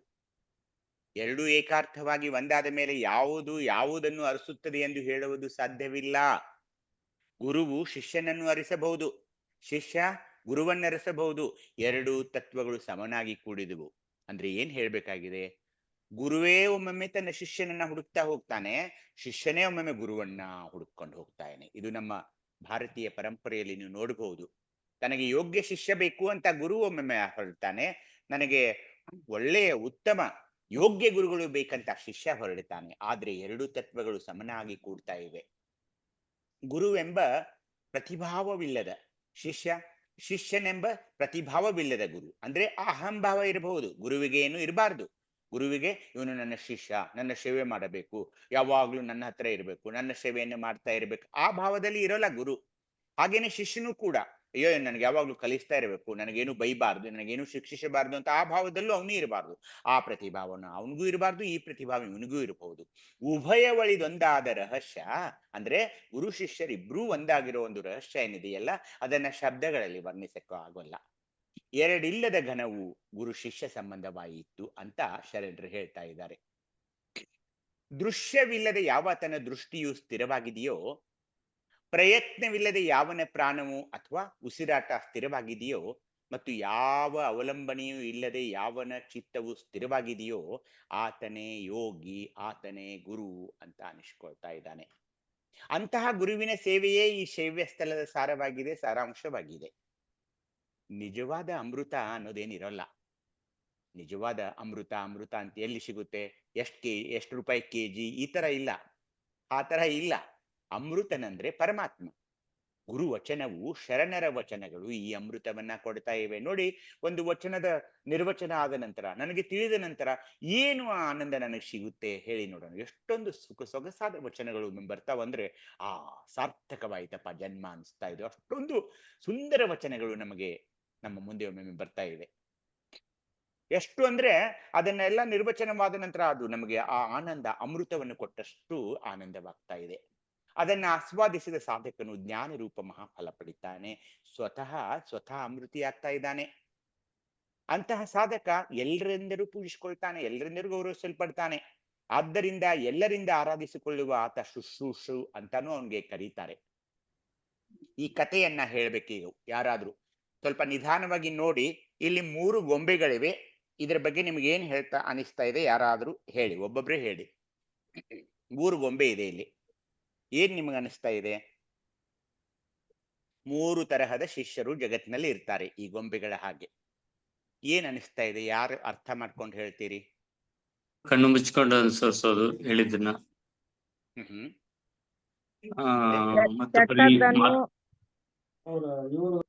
ಕೆಟ್ಟದನ್ನ ನೋಡ್ಬಾರ್ದು, ಕೆಟ್ಟದನ್ನ ಕೇಳ್ಬಾರ್ದು, ಅದಲ್ಲ. ಕೆಟ್ಟದನ್ನ ಮಾತಾಡಬಾರ್ದು ಎಲ್ಲಿದೆ? ಇಲ್ಲಿ ಇಲ್ಲ. ನೋಡಿ, ಮೊದಲನೇ ಚಿತ್ರದೊಳಗ್ರಿ ಹಿಂಗ ಒಂದ್ ಕಿವಿಯಿಂದ ಕೇಳಿ ಈ ಕಿವಿಯಾಗ ಬಿಟ್ಟು ಬಿಡ್ತಾನ, ಮತ್ತ ಅದ ಅವನ ತಲೆ ಒಳಗ ಉಳಿದಿರೋದೇ ಇಲ್ಲ ಅಂತ ಅನಿಸ್ತದೆ. ಹೌದು. ಮುಂದಿನದಲ್ಲಿ ಚಿತ್ರದೊಳಗೆ ಕಿವಿಯಿಂದ ಕೇಳಿ ಬಾಯಿಯಿಂದ ಅದನ್ನ ತಡ ಇಲ್ಲದೆ ಅನೌನ್ಸ್ ಮಾಡ್ಕೊಂತ ಹೋಗ್ಬಿಡ್ತಾನ. ಹೌದು ಹೇಳಿ ಅಣ್ಣ. ಮೂರನೇ ಚಿತ್ರದೊಳಗೆ ಅವ ಏನ ಕೇಳಿದ್ರು ಯಾರಿಗೂ ಏನು ಅನ್ನೋದಿಲ್ಲ, ತನ್ನ ಹೃದಯದೊಳಗನೆ ಇಟ್ಕೋತಾನ ಅಂತ ಅನಿಸ್ತದೆ. ನೋಡ್ರಿ, ಕಂಗ್ರ್ಯಾಚುಲೇಷನ್ಸ್ ಅನ್ನ. ಹಿರಿಯರಾದ ನೋಡಿ ಶರಣರು ಎಷ್ಟು ಬೇಗ ಹೇಳಿದ್ರು ನೋಡಿ. ಇದು ಅರ್ಥ. 3 ತರಹದ ಶಿಷ್ಯರಲ್ಲಿ ಇರ್ತಾ ಇದ್ದಾರೆ. ಶರಣು ತುಂಬಾ ಸೊಗಸಾಗಿತ್ತು ಅನ್ನ ತಾವು ಹೇಳಿದ್ದು. ಅದೇ ತಮ್ಮ ಹಿರಿಯರ ಅನುಭವ ಇಲ್ಲಿ ವ್ಯಕ್ತವಾಗ್ತಾ ಇದೆ. ನೋಡಿ, 3 ತರಹದ ಶಿಷ್ಯರು. ನಾವು ಯಾವ ಶಿಷ್ಯರಾಗ್ಬೇಕು ಹೇಳಿ ಇದ್ರಲ್ಲಿ? ಮೊದಲನೇ ಶಿಷ್ಯ ಏನಂದ್ರೆ, ಆಗ್ಲೇ ಶರಣರು ಹೇಳಿದಾಗೆ, ಹಿರಿಯರು ಹೇಳಿದ ಹಾಗೆ, ಒಂದು ಕಿವಿಯಿಂದ ಕೇಳ್ತಾನೆ, ಇನ್ನೊಂದು ಕಿವಿಯಿಂದ ಬಿಟ್ಟು ಬಿಡ್ತಾನೆ. ಸ್ವಾನುಭವದ ನೆಲೆಗೆ ಬರ್ತಾನೆ, ಕೇಳ್ತಾನೆ, ಹೋಗ್ತಾನೆ. ಏನ್ ಹೇಳಿದ್ರಿ ಇವತ್ತು? ಏನು ಅರ್ಥವಾಗಲಿಲ್ಲ ರೀ. ಏಕೆ? ಈ ಕಿವಿಯಿಂದ ಕೇಳಿ ಆ ಕಿವಿಯಿಂದ ಬಿಟ್ಟು ಬಿಟ್ಟೆ. ಸಾಮಾನ್ಯ ಶಿಷ್ಯ ಈತ. ಎರಡನೇ ಶಿಷ್ಯ ಏನ್ ಮಾಡ್ತಾನೆ? ಕೇಳ್ತಾನೆ ಮತ್ತೆ ಪ್ರತಿ ಹೇಳ್ತಾನೆ. ನಾವೇನ್ ಪ್ರಶ್ನೆ ಕೇಳ್ತೀವಿ ಹೇಳ್ತಾನೆ. ಆದ್ರೆ ಅವನಿಗೆ ನಾಳೆ ಅದನ್ನೇ ಕೇಳಿ, ಅದೇ ಪ್ರಶ್ನೆಯನ್ನೇ ಕೇಳಿ ಮರ್ತು ಹೋಗ್ಬಿಟ್ಟಿರ್ತಾನೆ. ಅವತ್ತಿಂದ ಅವತ್ತೇ ಅವನು he is good, next day he doesn't know anything ಹೇಳಿ ಮುಗಿಸ್ಬಿಟ್ಟ ಅವನು. ಇವತ್ತಿನ ಏನೇನು ಯಾವ್ಯಾವ ವಚನಗಳು, ಇವತ್ತು ಯಾವ್ದು ಶೈವ ಸ್ಥಳ ತಗೊಳ್ತಾರೆ, ಈ ಸ್ಥಳ, ಈಗ ಅದೇ ಒಂದ್ 2 ದಿನ ಬಿಟ್ಟು ಏನಾದ್ರು ಕೇಳಿ, ಮುಂದಿಂದೆಲ್ಲ ಬಾಯ್ಪಾಠ, ಹಿಂದಿಂದೆಲ್ಲ ಸಪಾಟ. ಆ ತರದ ಶಿಷ್ಯ ಇವನು. ಕೇಳಿದ, he temporarily kept it in his mind. ಒಂದ್ 10 ನಿಮಿಷನೋ ಆ ಕ್ಲಾಸ್ ಮುಗಿತನಕ ಅವನ ತಲೆಯಲ್ಲಿತ್ತು. ಮುಂದೆ ಆ ಕೇಳಿದಾಗೆಲ್ಲ ಸೊಗಸಾಗಿ ಅವನು ಹೇಳಿದ. ನಾಳೆ ಕೇಳಿದ್ರೆ ಇಲ್ಲ. ಎರಡನೇ ಶಿಷ್ಯ ಈತ. ಕೇಳಿದ್ದನ್ನ ವಿವರವಾಗಿ ಪ್ರತಿ ಹೇಳುವ ವಾಕ್ ಪ್ರತಿನಿಧಿ ಈತ. 3ನೇ ಶಿಷ್ಯ ನೋಡಿ, ಇದನ್ನ ನಾವಾಗ್ಬೇಕು, ಇದು ನಾವಾಗ್ಬೇಕು. ಏನು 3ನೇ ಶಿಷ್ಯ? ಕೇಳಿದ್ದನ್ನ ಕೂಲಂಕಷವಾಗಿ ಪರಿಶೀಲಿಸುವ ಜ್ಞಾನಿಯ ಪ್ರತಿನಿಧಿ. ಅಂದ್ರೆ ಏನು? ನಾನು ಇವತ್ತೆಲ್ಲ ಹೇಳಿದೆ, ಇದು ಎಷ್ಟು ಸರಿಯಾಗಿದೆ, ಎಷ್ಟು ತಪ್ಪಾಗಿದೆ, ಎಲ್ಲಿ ನಾನು ತಪ್ಪು ಮಾಡಿದೆ, ನಾನು ಇದನ್ನ ಕೇಳಬೇಕಾಗಿತ್ತು, ಇದನ್ನ ಕೇಳಬೇಕು. ನಾವು ಕೊನೆಗೆ ಒಂದು 5 ನಿಮಿಷ ಸಲಹೆ ಸೂಚನೆ ಏನಾದ್ರು ಇದ್ದ ಕೇಳಿ ಅಂದಾಗ ಕೇಳಬೇಕು ಅಂತ ಇವನು. ಅವನು ಕೇಳಿದ್ದನ್ನ ಕೂಲಂಕಷವಾಗಿ ಪರಿಶೀಲಿಸುವ ಒಂದು ಜ್ಞಾನಿಯ ಪ್ರತಿನಿಧಿ ಈತ. ಅರ್ಥ ಮಾಡಿಕೊಳ್ಳಬೇಕು. ಇವರಲ್ಲಿ ಮೊದಲಿನ 2 ವರ್ಗದ ಜನರು ಮಾತಿನ ಮರ್ಮ ಅರಿಯರು, ಗುರುಪದೇಶದ ಸಾರ್ಥಕ್ಯವನ್ನ ಅರಿಯರು. 3ನೇ ತರಗತಿಯವರು ಮಾತ್ರ ಗುರುಪದೇಶದ ಮರ್ಮವನ್ನ ಯಥಾವತ್ತವಾಗಿ ಅರಿಯುತ್ತಾರೆ. ಅವರನ್ನೇ ಅನುಸಂಧಾನಿ ಅಂತ ಕರೀತಾರೆ. ಕೊನೆಗೆ ಶಿವನಲ್ಲಿ ಬೆರೀತಾರೆ, ಗುರುವಿನಂತೆ ಪೂಜೆಗೊಳ್ತಾರೆ. ಒಬ್ಬ ಉತ್ತಮ ಗುರು ಆಗ್ತಾರೆ ಈ ಶಿಷ್ಯ ಕೊನೆಯವರು. ಯಾಕೆ ಹೇಳಿ? ಏನು ಇವತ್ತು ನಾನು ಕೇಳಿದೆ ಅದನ್ನ ಮನನ ಮಾಡ್ತಾರೆ, ಒಳಗೆ ಇಟ್ಕೊಳ್ತಾರೆ. ಅದು ಇದೇ ಬೇಕು. ಇಲ್ಲಿದ್ರೆ ಬರೀ ಕೇಳಿಬಿಟ್ಟು ಪುರಾಣ ಕೇಳಿದ ಹಾಗೆ ಕೇಳಿ ಹೋಗೋದು. ಮೊದಲನೇ ಶಿಷ್ಯ ಅವತ್ತಿಂದ ಅವತ್ತೇ ಸ್ವಲ್ಪ ಏನೇನೋ ಹೇಳಿ ಹೋಗ್ಬಿಡೋನು. 2ನೇ ಶಿಷ್ಯ ಆಗಲ್ಲ, 3ನೇ ಶಿಷ್ಯನ್ ನಾವು ಆಗ್ಬೇಕಾಗ್ತಾ ಇದೆ. ಯಾಕೆ? ಗುರುಗಳು ಏನ್ ಹೇಳ್ತಾ ಇದ್ದಾರೆ, ಸ್ವಾನುಭವದ ನೆಲೆಯಲ್ಲಿ ಚಿಂತನೆ ಏನಾಗ್ತಾ ಇದೆ ಅದನ್ನು ಮನಸ್ಸಿನಲ್ಲಿ ಇಟ್ಕೊಳ್ಬೇಕು. ಅನುಸಂಧಾನಿಯಾಗಬೇಕು. ಶಿವಾನುಭೂತಿಯನ್ನ ಪಡೆಯಲು ನಾವು ಅತ್ಯಂತ ಅನುಸಂಧಾನಿಯಾಗಬೇಕಾಗ್ತಾ ಇದೆ. ಗುರು ಏನ್ ಹೇಳ್ತಿದ್ದಾರೆ, ವಚನಗಳಲ್ಲಿ ಏನ್ ಹೇಳ್ತಿದ್ದಾರೆ, ಶರಣರು ಏನ್ ಹೇಳ್ತಾ ಇದ್ದಾರೆ, ಲಿಂಗ ಪೂಜೆ ಅಂದ್ರೆ ಏನು, ಇಷ್ಟಲಿಂಗ ಅಂದ್ರೆ ಏನು, ಪ್ರಾಣಲಿಂಗ ಅಂದ್ರೆ ಏನು, ಭಾವಲಿಂಗ ಅಂದ್ರೆ ಏನು, ಇದೆಲ್ಲ ಏನ್ ನಡೀತಾ ಇದೆ, ಇದನ್ನೆಲ್ಲ ಅರಿತುಕೊಳ್ಳಬೇಕು, ಮನನ ಮಾಡಬೇಕು. ಮನನ ಮಾಡಿ ನನ್ನ ಶರೀರದಲ್ಲಿ ಇವೆಲ್ಲ ಎಲ್ಲಿವೆ, ಹೇಗೆ ಅವನ್ನ ಪೂಜಿಸಿಕೊಳ್ಳಬೇಕು, ಅವುಗಳ ಅರ್ಥವೇನು, ಇವೆಲ್ಲ ಇದೆ ನೋಡಿ. ಇದೇ ಅನುಸಂಧಾನ. ನಾವೇನ್ ಹೇಳ್ತೀವೋ ಅದು ಅನುಸಂಧಾನ ಮಾಡ್ಕೊಳ್ಳೋದು. ನನ್ನ ದೇಹದಲ್ಲಿ ಎಲ್ಲಿದೆ, ಹೊರಗಡೆ ಎಲ್ಲಿದೆ, ಒಳಗಡೆ ಎಲ್ಲಿದೆ, ಇವಕ್ಕೆಲ್ಲ ಅನುಸಂಧಾನ ಅಂತಾರೆ. ಹೀಗಾಗಿ ಶಿಷ್ಯನನು ಶಿವೋಹಂಭಾವದಿಂದ ಅಭ್ಯಾಸನ ಮಾಡಬೇಕು. ಇಲ್ಲಿ ಬಂದು ಕುಳಿತುಕೊಂಡ ತಕ್ಷಣ ನಾವು ಜಾಗೃತರಾಗಬೇಕು. ಏಕೆ? ಇವತ್ತು ಶಿವಯೋಗವನ್ನು ಕಲಿಬೇಕಾಗಿದೆ. ಆ ಶಿವೋಹಂ ಭಾವದಲ್ಲಿಯೇ ತಾವಿರಬೇಕಾಗ್ತಾ ಇದೆ. ಅಭ್ಯಾಸ ಬಲಿತು ಪರಿಪೂರ್ಣತೆಯ ಮಟ್ಟವನ್ನೇರಿದಾಗ ಆ ಸಾಧಕ ಶಿಷ್ಯನು ತಾನೇ ಗುರುವಾಗ್ತಾ ಇದ್ದಾನೆ. ಆಗ ಜಗತ್ತು ಆ ಗುರುವನ್ನ ಪೂಜಿಸುತ್ತೆ. ಆ ಶಿಷ್ಯನ ಕಾಯದಲ್ಲಿದ್ದರೂ ಕಾಯ ವಿಜಯಿ, ಕರಣಗಳಲ್ಲಿದ್ದರೂ ಕರಣ ವಿಜಯಿ, ಮನದಲ್ಲಿದ್ದರೂ ಮನೋವಿಜಯಿ. ಅವುಗಳ ನಿಯಂತ್ರಣವನ್ನು ಸಾಧಿಸುತ್ತಾನೆ. ಜಗತ್ತಿನ ಭೇದ ಭಾವಗಳಲ್ಲಿದ್ದ ನಿಷ್ಕಲಂಕ ಮಹಾತ್ಮ ಅವನು. ಶಿವನಿಗೂ ಮತ್ತು ಇವನಿಗೂ ಭಿನ್ನತೆ ಇಲ್ಲ. ಶಿವನಂತೆ ಅವನು ಸೇವ್ಯ. ಗುರುವಿನ ಅನುಗ್ರಹದಿಂದ ವಿಕಾಸಿಸಿ ಲಿಂಗಕಾಯ, ಲಿಂಗ ಇಂದ್ರಿಯ ಹಾಗೂ ಲಿಂಗ ಪ್ರಾಣಿಯಾಗ್ತಾ ಇದ್ದಾನೆ. ನಿಶ್ಚಲವಾದ ಶಿವಜ್ಞಾನವನ್ನ ಗಳಿಸಿದ್ದಾನೆ ಈತ. ಬಳಿಕ ಗುರುದೇವರನ್ನ ಸೇವಿಸಿ ಅವರ ಸೇವೆ ಮಾಡಿ ಮುಕ್ತಿದಾಯಕವಾದ ಶಿವಜ್ಞಾನವನ್ನ ಪಡಿತಾ ಇದ್ದಾನೆ ಈ 3ನೇ ತರಗತಿಯ ಶಿಷ್ಯ. ಸಂಶಯೋ ದುಃಖಾನಾಂ ಆಲಯ ಅಂದ್ರೆ ಏನು? ಸಂಶಯವೆಂಬುದೇ ದುಃಖಗಳ ತವರು. ಶೈವ್ಯಸ್ಥಲಿ ಶಿವಯೋಗಿಯ ಮನಸ್ಸು ಸಂಶಯಗಳಿಂದ ಮುಕ್ತವಾಗಿರ್ತಾ ಇದೆ. ಆತನ ಒಂದು ಸಂಶಯೋ ದುಃಖಾನ ಮಾಲಯ ಅಂದ್ರೇನು? ಸಂಶಯಗಳಿರಬಾರ್ದು, ಸಂಶಯ ಇಟ್ಕೊಳ್ಬಾರ್ದು. ಇಷ್ಟೆಲ್ಲ ಹೇಳಿದ ನಂತರ ಇಷ್ಟಲಿಂಗ ಪೂಜೆಯಿಂದ ನನಗೆ ಏನಾದ್ರೂ ಆಗ್ಬೇಕಾಗ ನಿಜವಾ? ಅದು ನಿಜವಾ? ಪ್ರಾಣಲಿಂಗ ಅಂತಿದೀಯಾ, ಭಾವಲಿಂಗ ಅಂತ ಇದೆಯಾ? ಸಂಶಯೋ ದುಃಖಾನಾಂ ಆಲಯ. ಇಲ್ಲಿ ವಿಶ್ವಾಸ ನಿಷ್ಠೆ ಇರ್ದಿದ್ರೆ ಇದೆಲ್ಲ ಆಗೋಲ್ಲ ಶಿವಯೋಗ. ಯಾಕೆ ಹೇಳಿ? ಸಂಶಯೋ ದುಃಖಾನಾಂ ಆಲಯ. ಸಂಶಯವೇ ದುಃಖಗಳ ತವರು. ಅದು ಗಂಡ ಹೆಂಡತಿಯ ಸಂಬಂಧ ಇರಲಿ, ಮನೆಯಲ್ಲಿರುವ ಒಂದು ಸಂಬಂಧ ಇರಲಿ, ಎಲ್ಲಿ ಸಂಶಯ ಅನ್ನೋದು ಹೋಗುತ್ತೆ ನೋಡಿ, ಅಲ್ಲಿಂದ ದುಃಖ ಆರಂಭವಾಗ್ಬಿಡ್ತಾ ಇದೆ. ಅನುಪಮ ಸಂಬಂಧಗಳನ್ನ ಕೆಡಿಸೋದು ಸಂಶಯಾನೇ. ಗುರು ಶಿಷ್ಯರ ಸಂಬಂಧವನ್ನ ಕೆಡಿಸೋದು ಕೂಡ ಸಂಶಯಾನೇ. ಸಂಶಯ ಇರಬಾರ್ದು. ಅತ್ಯಂತ ನಿಷ್ಠೆಯಿಂದ ಇಲ್ಲಿ ಕುತ್ಕೊಳ್ಬೇಕು. ಏನ್ ಹೇಳ್ತಿದಾರೋ ಕೇಳ್ಬೇಕು. ನಿಮ್ಗೇನ್ ತಿಳಿಯಲ್ವೋ ಕೇಳಿ, ಆದ್ರೆ ಸಂಶಯ ಪಡಬೇಡಿ. ಸಂಶಯ ಇದೇನ್ ಕಟ್ಟುಕತೆಯಲ್ಲ. ಇದಕ್ಕೆ ಪ್ರತಿ ವಾಕ್ಯಕ್ಕೆ ಒಂದು ವಚನಗಳನ್ನ ನಾವು ತೆಗೆದುಕೊಂಡು ಬರ್ತಾ ಇರೋದ್ರಿಂದ ಇವು ಕಟ್ಟುಕತೆಗಳಲ್ಲ. ಹೀಗಾಗಿ ಸಂಶಯ ಮೂಡಬಾರದು. ಸಂಶಯ ಮೂಡಿದ ತಕ್ಕ ಶಿವಯೋಗ ನಷ್ಟವಾಗ್ತಾ ಇದೆ. ಶೈವ್ಯಸ್ಥಲಿ ಶಿವಯೋಗಿಯ ಮನಸ್ಸು, ಆತನಲ್ಲಿ ಸಂಶಯ ಇರೋದಿಲ್ಲ ರೀ. ಸಂಶಯಗಳಿಂದ ಮುಕ್ತವಾಗಿದೆ ಅದು. ಸಚ್ಚಿದಾನಂದ ನಿರುಪಮ ಪರಾತ್ಮರ ಪರವಸ್ತುವಿನಲ್ಲಿ ಅವನು ಒಂದಾಗಿ ಬಿಟ್ಟಿದ್ದಾನೆ. ಆತ ಸದೈವ ಪೂಜ್ಯನೀಯ. ಯಾಕಂದ್ರೆ ತಾನೇ ಆತ ಈಗ ಶಿವಯೋಗಿಯಾಗ್ಬಿಟ್ಟಿದ್ದಾನೆ. ಅಂತಹ ಗುರುವಿಗೆ ಏನಂದ್ರು ಗುರುದೇವರು? ಓದಿ ನೋಡೋಣ ಎಷ್ಟು ಸೊಗಸಾಗಿ ಒಂದು ವಚನ ಹೇಳ್ತಿದ್ದಾರೆ ನೋಡಿ. ಓದಿ ಯಾರಾದ್ರು. ಓಂ ಶ್ರೀ ಗುರು ಬಸವಲಿಂಗಾಯ ನಮಃ.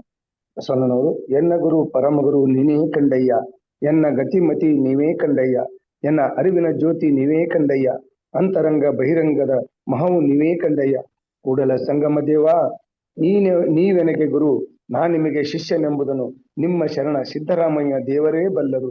ಸಮಗ್ರ ವಚನ ಸಂಪುಟ 1, ವಚನದ ಸಂಖ್ಯೆ 1087. ಶರಣು ಶರಣ. ಶರಣ. ಗುರುದೇವರು ನೋಡಿ, ಗುರು ಶಿಷ್ಯರ ಒಂದು ಸಂಬಂಧವನ್ನ, ಪರಮಾತ್ಮ ಸಂಬಂಧವನ್ನ ಇಲ್ಲಿ ಹೇಳ್ತಿದ್ದಾರೆ. ಪರಮಾತ್ಮನಿಗೆ, ಕೂಡಲ ಸಂಗಮ ದೇವರಿಗೆ ತಮ್ಮ ಗುರು ಎಂದು ಕರೀತಾ ಇದ್ದಾರೆ. ತನ್ನ ಗತಿಮತಿಗೆ ಗುರುವೇ ಕಾರಣರೆಂದು ನುಡಿತಾ ಇದ್ದಾರೆ.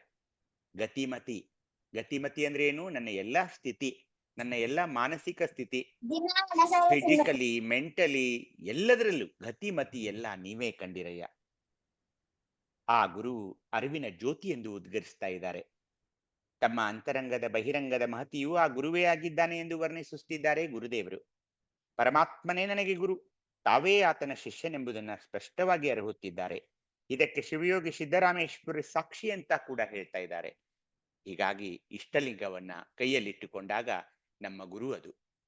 ಅದಕ್ಕೆ ನಾವು ಶರಣಾಗಬೇಕು, ಅದಕ್ಕೆ ನಾವು ಹೇಳಬೇಕು, ನಾನಿನ್ನ ಶಿಷ್ಯ ಅಂತ ಹೇಳಿ.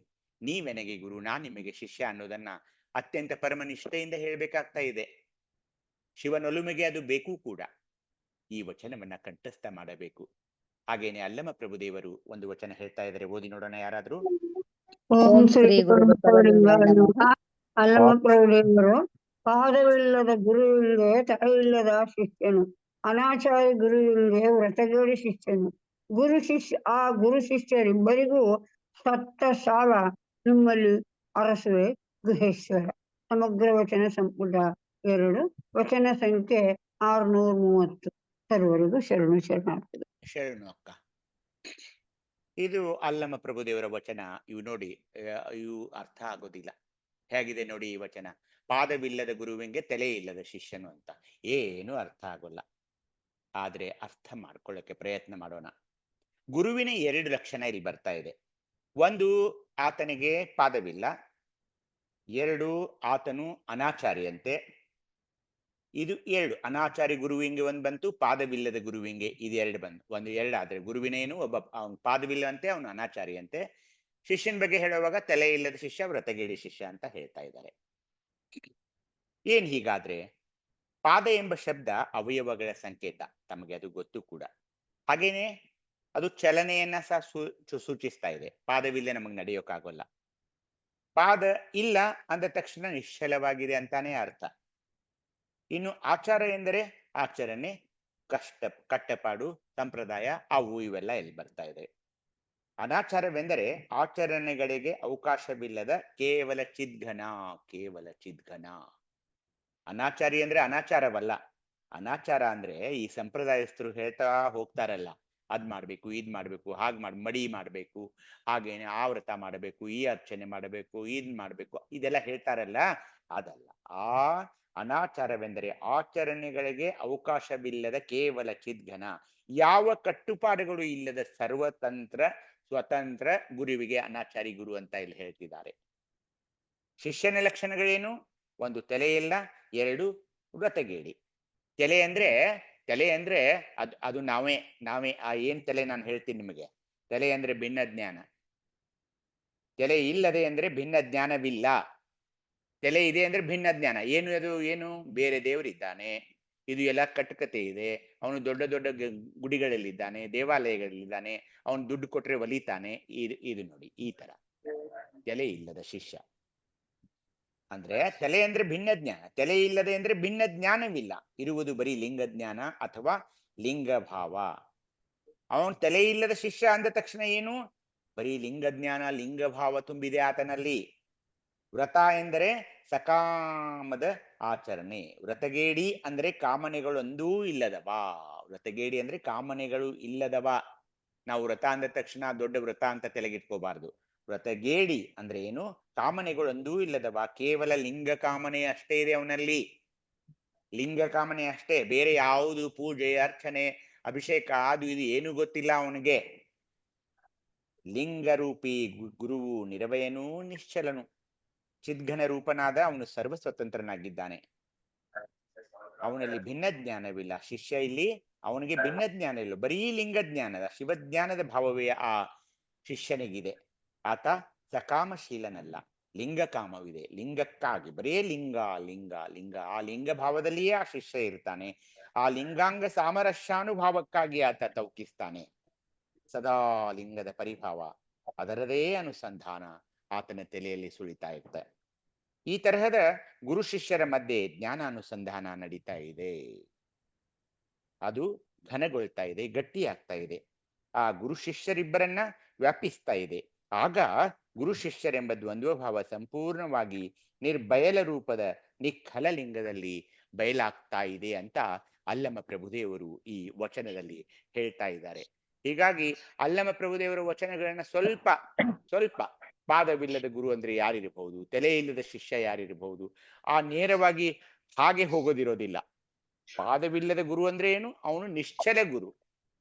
ಎದರಲ್ಲಿ ನಿಶ್ಚಲ ಆಗಿದ್ದಾನೆ? ಅವನು ಶಿವಜ್ಞಾನದಲ್ಲಿ, ಶಿವಭಾವದಲ್ಲಿ, ಶಿವಯೋಗದಲ್ಲಿ ನಿಶ್ಚಲವಾಗಿದ್ದಾನೆ, ವಿಚಲಿತನಾಗ್ತಾ ಇಲ್ಲ. ಹೀಗಾಗಿ ಅವನಿಗೆ ಪಾದವಿಲ್ಲ, ಬೇರೆ ಕಡೆ ಆತ ಅಡ್ಡಾಡೋಲ್ಲ ಅಂತ ಈ ತರ ತಗೊಳ್ಬೇಕು. ತಲೆ ಇಲ್ಲದ ಶಿಷ್ಯ ಅಂದ್ರೆ ಏನು? ಅವನಿಗೆ ಯಾವ ತಲೆ ಇಲ್ಲ, ಭಿನ್ನ ಭಾವ. ನನಗೆ ಬೇರೆ ಬೇರೆ ದೇವರಿದ್ದಾರೆ, ಬೇರೆ ಬೇರೆ ಅದಿದೆ, ಐದಿದೆ, ಅದೆಲ್ಲ ಏನಿದೆ ಅಲ್ಲ, ಆ ತರ ಆ ತಲೆ ಇಲ್ಲ ಅವನ್ಗೆ. ಒಂದೇ ತಲೆ ಇದೆ, ನನ್ನ ಇಷ್ಟಲಿಂಗವೇ ದೇವರು ಅನ್ನೋದು ಒಂದೇ ತಲೆ ಇದೆ ಅವನಿಗೆ.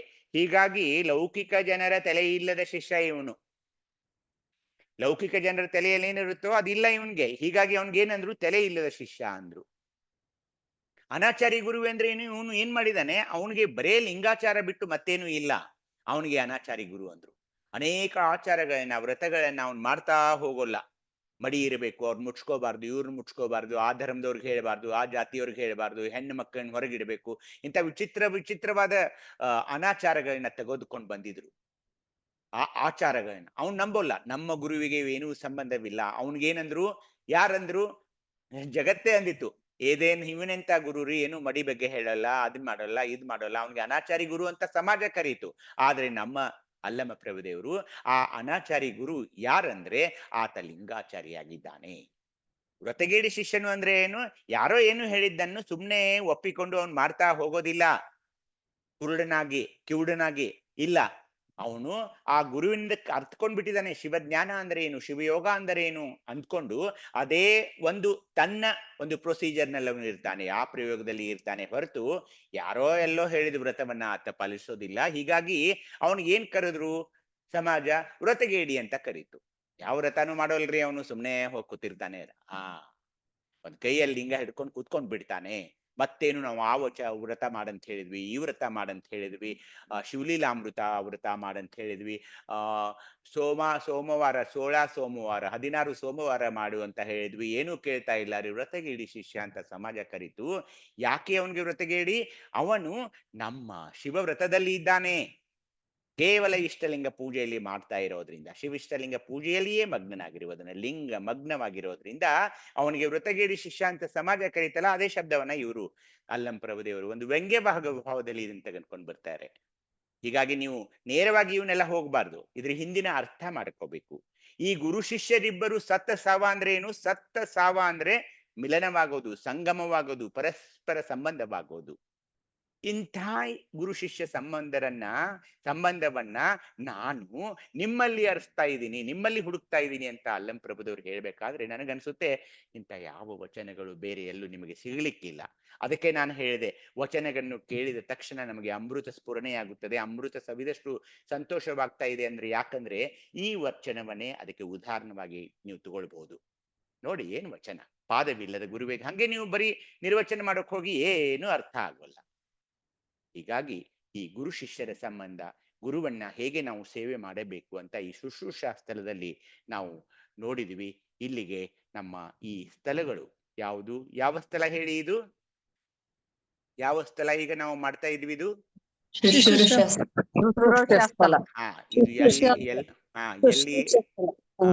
ಹೀಗೆ ನಮ್ದೇನಾಯ್ತು, ಇವತ್ತಿಗೆ ನಾವು ಇಲ್ಲಿಗೆ ಬಂದು ನೋಡಿ. ಏನಂದ್ರೆ ಈ ಒಂದು ಪ್ರಸಾದಿ ಅಂಗಸ್ಥಳಗಳನ್ನ, ಪ್ರಸಾದಿ ಲಿಂಗ ಸ್ಥಳಗಳನ್ನ ನಾವು ಮುಗಿಸಿದ್ವಿ ಇವತ್ತು.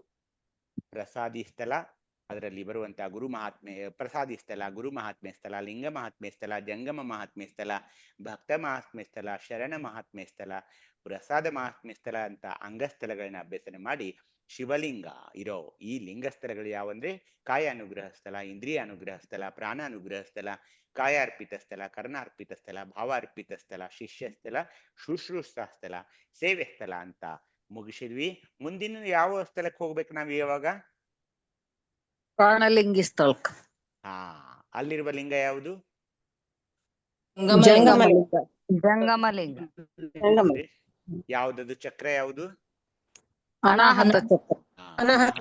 ಅನಾಹತ ಚಕ್ರದಲ್ಲಿಯ ಅಂಗಸ್ಥಳಗಳನ್ನ ಮೊದಲು ಆರಂಭಿಸೋಣ. ಮುಂದಿನ ಸೋಮವಾರ. ಎಲ್ಲರಿಗೂ ಶರಣಾರ್ಥಿಗಳು.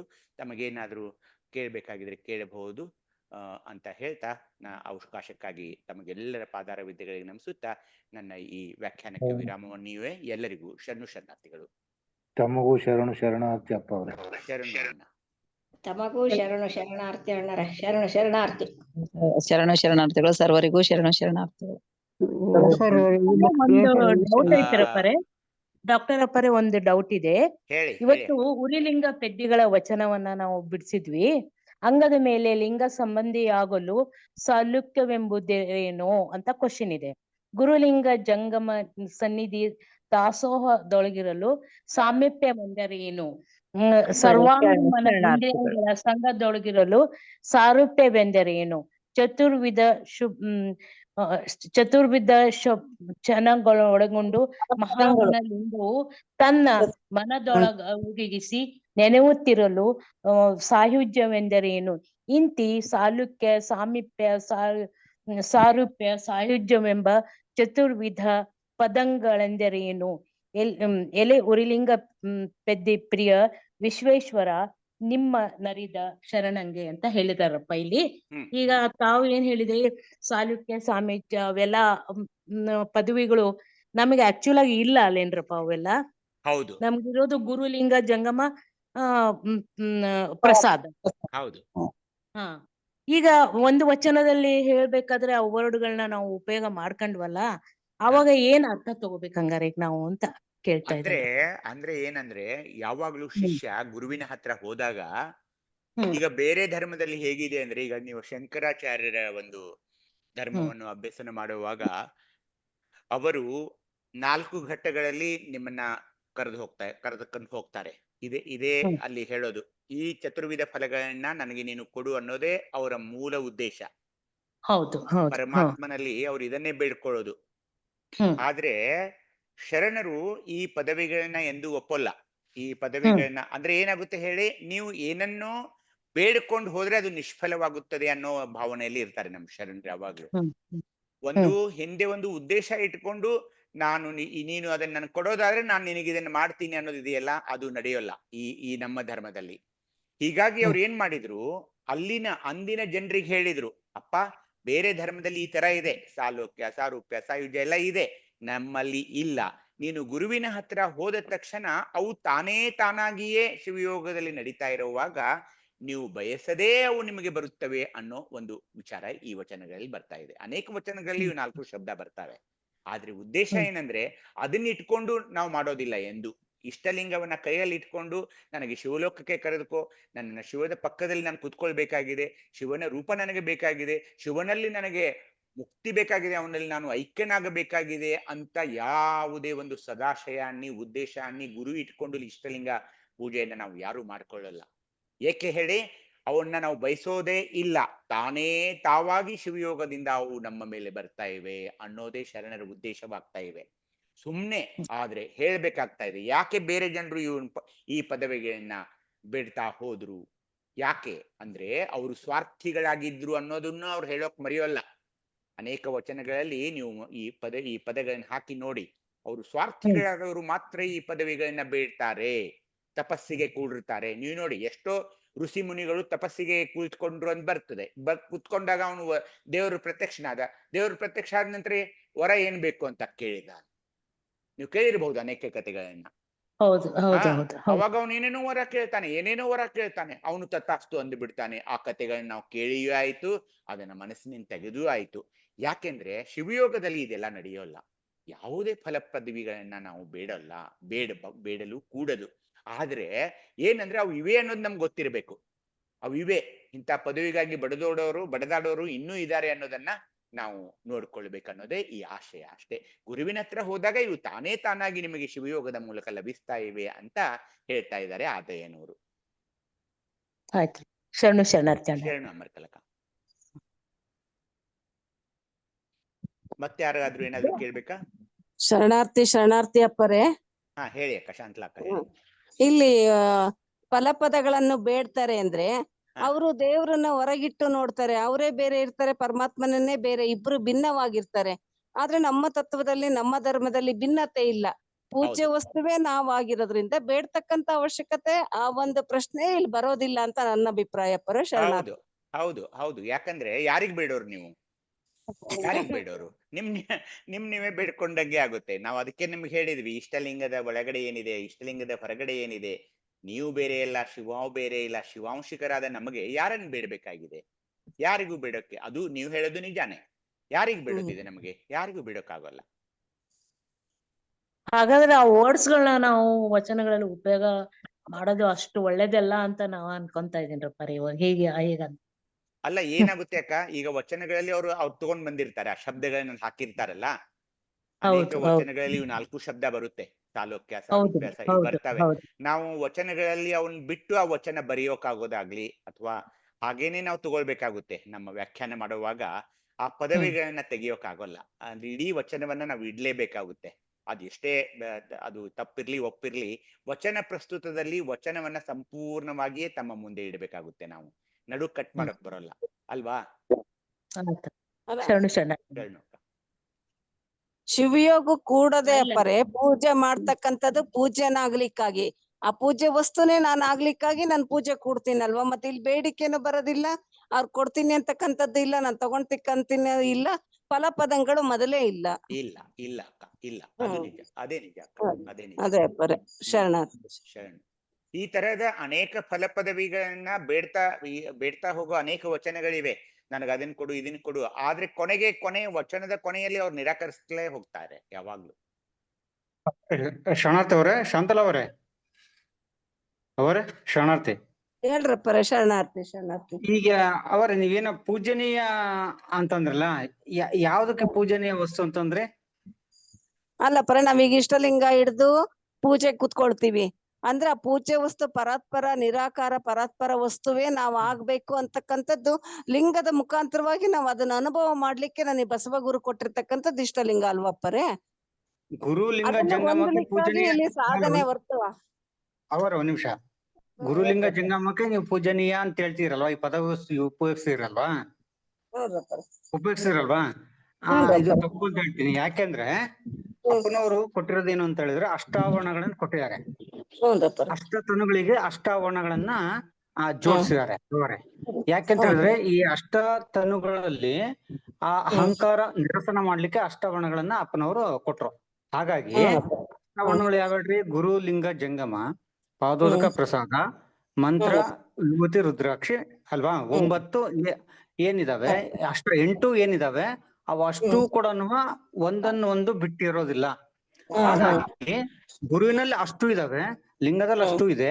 ಹಾಗಾಗಿ ನೀವು ಅವು 3 ಮಾತ್ರ ಪೂಜನೀಯ ವಸ್ತು ಅಂತ ಅನ್ಬೇಡ್ರಿ. ಆಯ್ತವ್ರೆ?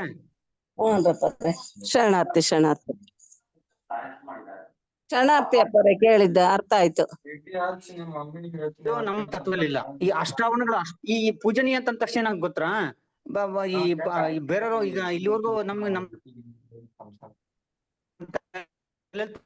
ಹಿಂಗೆ ಈಗ ವಸ್ತುಗಳು ವಿಭೂತಿ ರುದ್ರ ಹೇಳಿದ್ರು, ವಸ್ತುಗಳು ಗುರುಲಿಂಗ ಜಂಗಮ ಅಂತ ಎಲ್ಲವೂ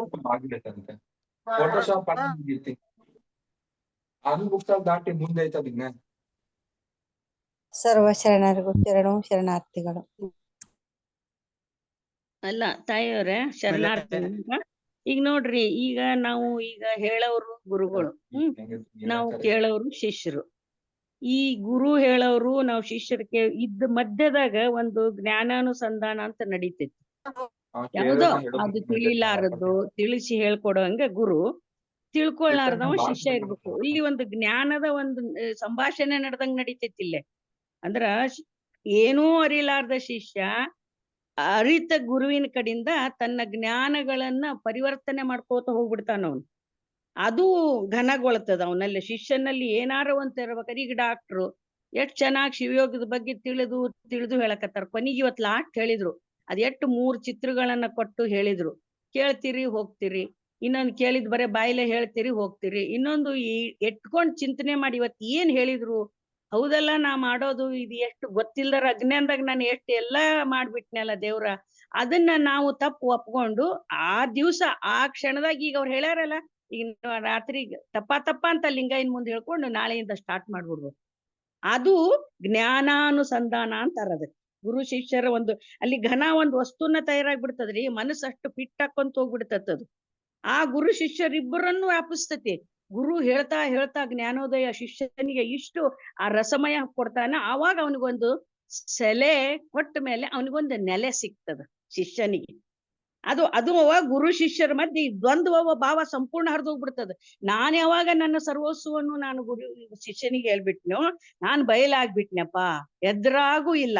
ಆ ಗುರು ನನ್ನ ಹತ್ರ ಬರಕ್ ಕಾರಣನೇ ಇಲ್ಲ. ಯಾಕಂದ್ರೆ ಕಂಪ್ಲೀಟ್ ತನ್ನ ಜ್ಞಾನೋದಯವನ್ನು ಅವನು ಸುರುಡ್ ಬಿಡ್ತಾರಲ್ಲ, ಅದು ನಿರ್ಭಯಲು ರೂಪ ಆಗ್ಬಿಡ್ತೈತ. ಅದ ನಿಷ್ಕಲ ಲಿಂಗ. ಪ್ರತಿಯೊಬ್ರು ಆ ಗುರುವಿನಲ್ಲಿರೋದು ಲಿಂಗಯ್ಯ, ನಿಮ್ಮೊಳಗಿರೋದು ಲಿಂಗ. ನೀವು ಅಂಗ ಅಂತಂತಿದ್ರಿ, ಅವ್ರು ಆ ಲಿಂಗದ ಸಂಬಂಧ ಅಂಗದೊಳಗ್ ಸೇರಿಸ್ಬಿಡ್ತಾರೆ. ಈ ನೋಡ್ರಿ, ಅದಕ್ಕೆ ಬೇಕು ಗುರು ಶಿಷ್ಯರಿಲ್ದ ನಮಗ್ ಏನು ಮಾಡಕ್ಕಾಗಲ್ಲ. ಅಲ್ಲಿ ಒಂದು ಜ್ಞಾನದ ಒಂದು ಅನುಸಂಧಾನ ನಡೆಯಬೇಕಾದ್ರ ಹಿಂಗ ಡಿಸ್ಕಷನ್ ಆಗ್ಲೇಬೇಕು. ಒಂದೇ ಹಿಡ್ಕೊಂಡ್ ಕುಂಡ್ರಬಾರ್ದು, ಹಂಗಲ್ರಿ ಅಪ್ಪ ಹಿಂಗಲ್ರಿ ಅಲ್ಲ. ನಿಮಗ್ ಜ್ಞಾನ ಆ 3 ಚಿತ್ರ ಇವತ್ ಬಾಳ ಚಂದ ಹೇಳ್ಕೊಟ್ರು ಡಾಕ್ಟ್ರು. ಒಂದ್ ಜೋರಾಗಿ ಚಪ್ಪಾಳೆ ಹೊಡ್ರಿ ಅವ್ರಿಗೆ. ಬಾಳ ಎಲ್ಲರೂ ಓಪನ್ ಮಾಡಿ ಜೋರಾಗಿ ಎಷ್ಟು ಚಂದ ಹೇಳಿದ್ರು ಅಂದ್ರ, ಆ ನರ್ಸರಿ ಹುಡುಗ ಹೆಂಗ್ ತಿಳಿಸಿ ಹೇಳ್ತಾರಲ್ಲ ಆ ತರ ಇವು 3ರಿಂದನ ಸಾಕಷ್ಟ ಆಗೋದು. ಈ ಶಿವಯೋಗ ಮಾಡಬೇಕಾದ್ರ ಇದನ್ನ ಅನುಭವಿಸ್ಬೇಕ್ರಿ. ಜ್ಞಾನ ಪಡಿಬೇಕು, ಗುರುಮುಟ್ಟಿ ಗುರು ಆಗೋದು. ಅಲ್ಲಿಂದ ನೀವು ಗುರು ಮುಟ್ಕೊಂತ ಕುತ್ಕೊಂತಲ್ಲ, ನಿಮ್ಮ ಅರಿವೇ ಗುರು. ಎಷ್ಟು ಚಂದ ಹೇಳ್ಯಾರ. ಆಚಾರವೇ ಲಿಂಗ, ಅನುಭವವೇ ಜಗತ್ತು. ಇದ್ರ 3ರ ಒಂದು ಇದು ಇವತ್ತಿನ ಮೂಡಿ ಬಂತು ನನ್ನ ವಿಚಾರ. ಅದಕ್ಕೆ ಸ್ವಲ್ಪ ಹೇಳ್ದೆ, ಟೈಮ್ ಆಗಿದೆ. ಎಲ್ಲರಿಗೂ ಶರಣಾರ್ಥಿಗಳು.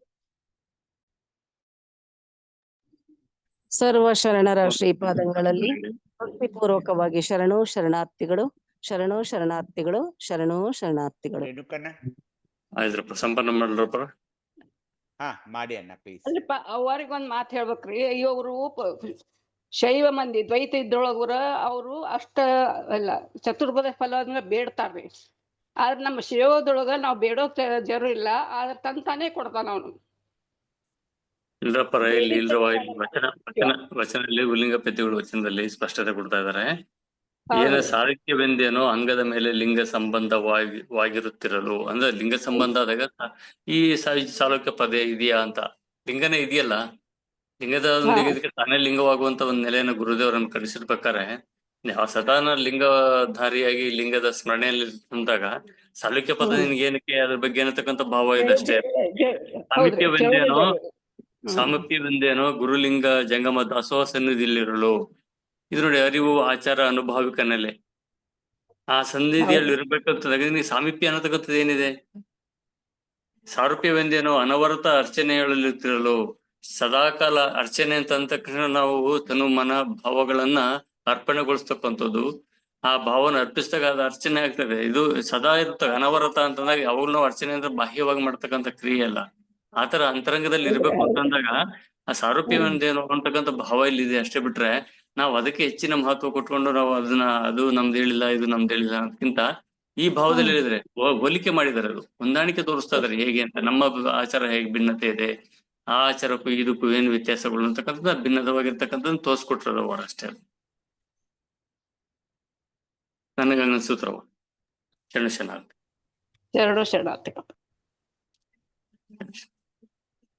ಸಂಪನ್ನ ಮಾಡ್ರಪ್ಪ. ಮಾಡಿ ಅಣ್ಣ, ಮಾಡಿ ರೇಣುಕ. ಆಯ್ತು.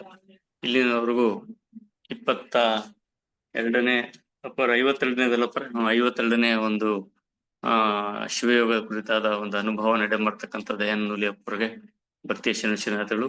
ಇಂದಿಗೆ ಪ್ರಸಾದಿ ಸ್ಥಳದ ಅಂಗಸ್ಥಳ ಮತ್ತು ಲಿಂಗಸ್ಥಳಗಳನ್ನ ಪೂರ್ಣಗೊಳಿಸಿದ್ದಾರೆ. ಮುಂದಿನ ಶಿವಯೋಗದಲ್ಲಿ ಪ್ರಾಣಲಿಂಗಿ ಸ್ಥಳದ ಮೇಲೆ ತಮ್ಮ ಅನುಭವ ಮಾಡಲಿದ್ದಾರೆ. ಇಲ್ಲಿವರೆಗೂ ಅನುಭವ ಮಾಡ್ತಕ್ಕಂಥ ದಯಾನಂದ ನುಲಿಯಪ್ಪರಿಗೂ ಶರಣಾರ್ಥಿ ಹಾಗೂ ಇಂದಿನ ಸ್ವಾನುಭವ ಸದ್ಭಾವಗೋಷ್ಠಿಯಲ್ಲಿ ಭಾಗವಹಿಸಿ ಚರ್ಚೆಯಲ್ಲಿ ಭಾಗವಹಿಸಿ ಮತ್ತು ಭಾಗವಹಿಸಿದ ತಮ್ಮೆಲ್ಲರಿಗೂ ಭಕ್ತಿಯ ಶರಣಾರ್ಥಿಗಳನ್ನ ಅರ್ಪಿಸ್ತಾ ಇಲ್ಲಿಗೆ ಸಮಯ 9:48 ಆಗ್ತಾ ಬಂತು. ಇಂದಿನ ಸದ್ಭಾವಗೋಷ್ಠಿಯ ಸಂಪನ್ನಗೊಳಿಸೋಣ. ತಂದೆ ನೀನು, ತಾಯಿ ನೀನು, ಬಂಧು ನೀನು, ಬಳಗ ನೀನು, ನಿನಗೆ ನೀನಲ್ಲದೆ ಮತ್ತಾರಿಲ್ಲವಯ್ಯ ಕೂಡಲ ಸಂಗಮ ದೇವ. ಹಾಲಲ್ಲದು ನೀರಲ್ಲದು ನಿಮ್ಮೆಯ ಧರ್ಮ. ಶರಣಸತಿ ಲಿಂಗಪತಿ ಜೈ ಗುರು ಬಸವೇಶ. ಸರ್ವರಿಗೂ ಭಕ್ತಿಯ ಶರಣಾರ್ಥಿಗಳು. ಜೈ ಬಸವ. ಎಲ್ಲರಿಗೂ ಭಕ್ತಿಯ ಶರಣ ಶರಣಾರ್ಥಿಗಳು. ಶರಣಾರ್ಥಿಗಳು.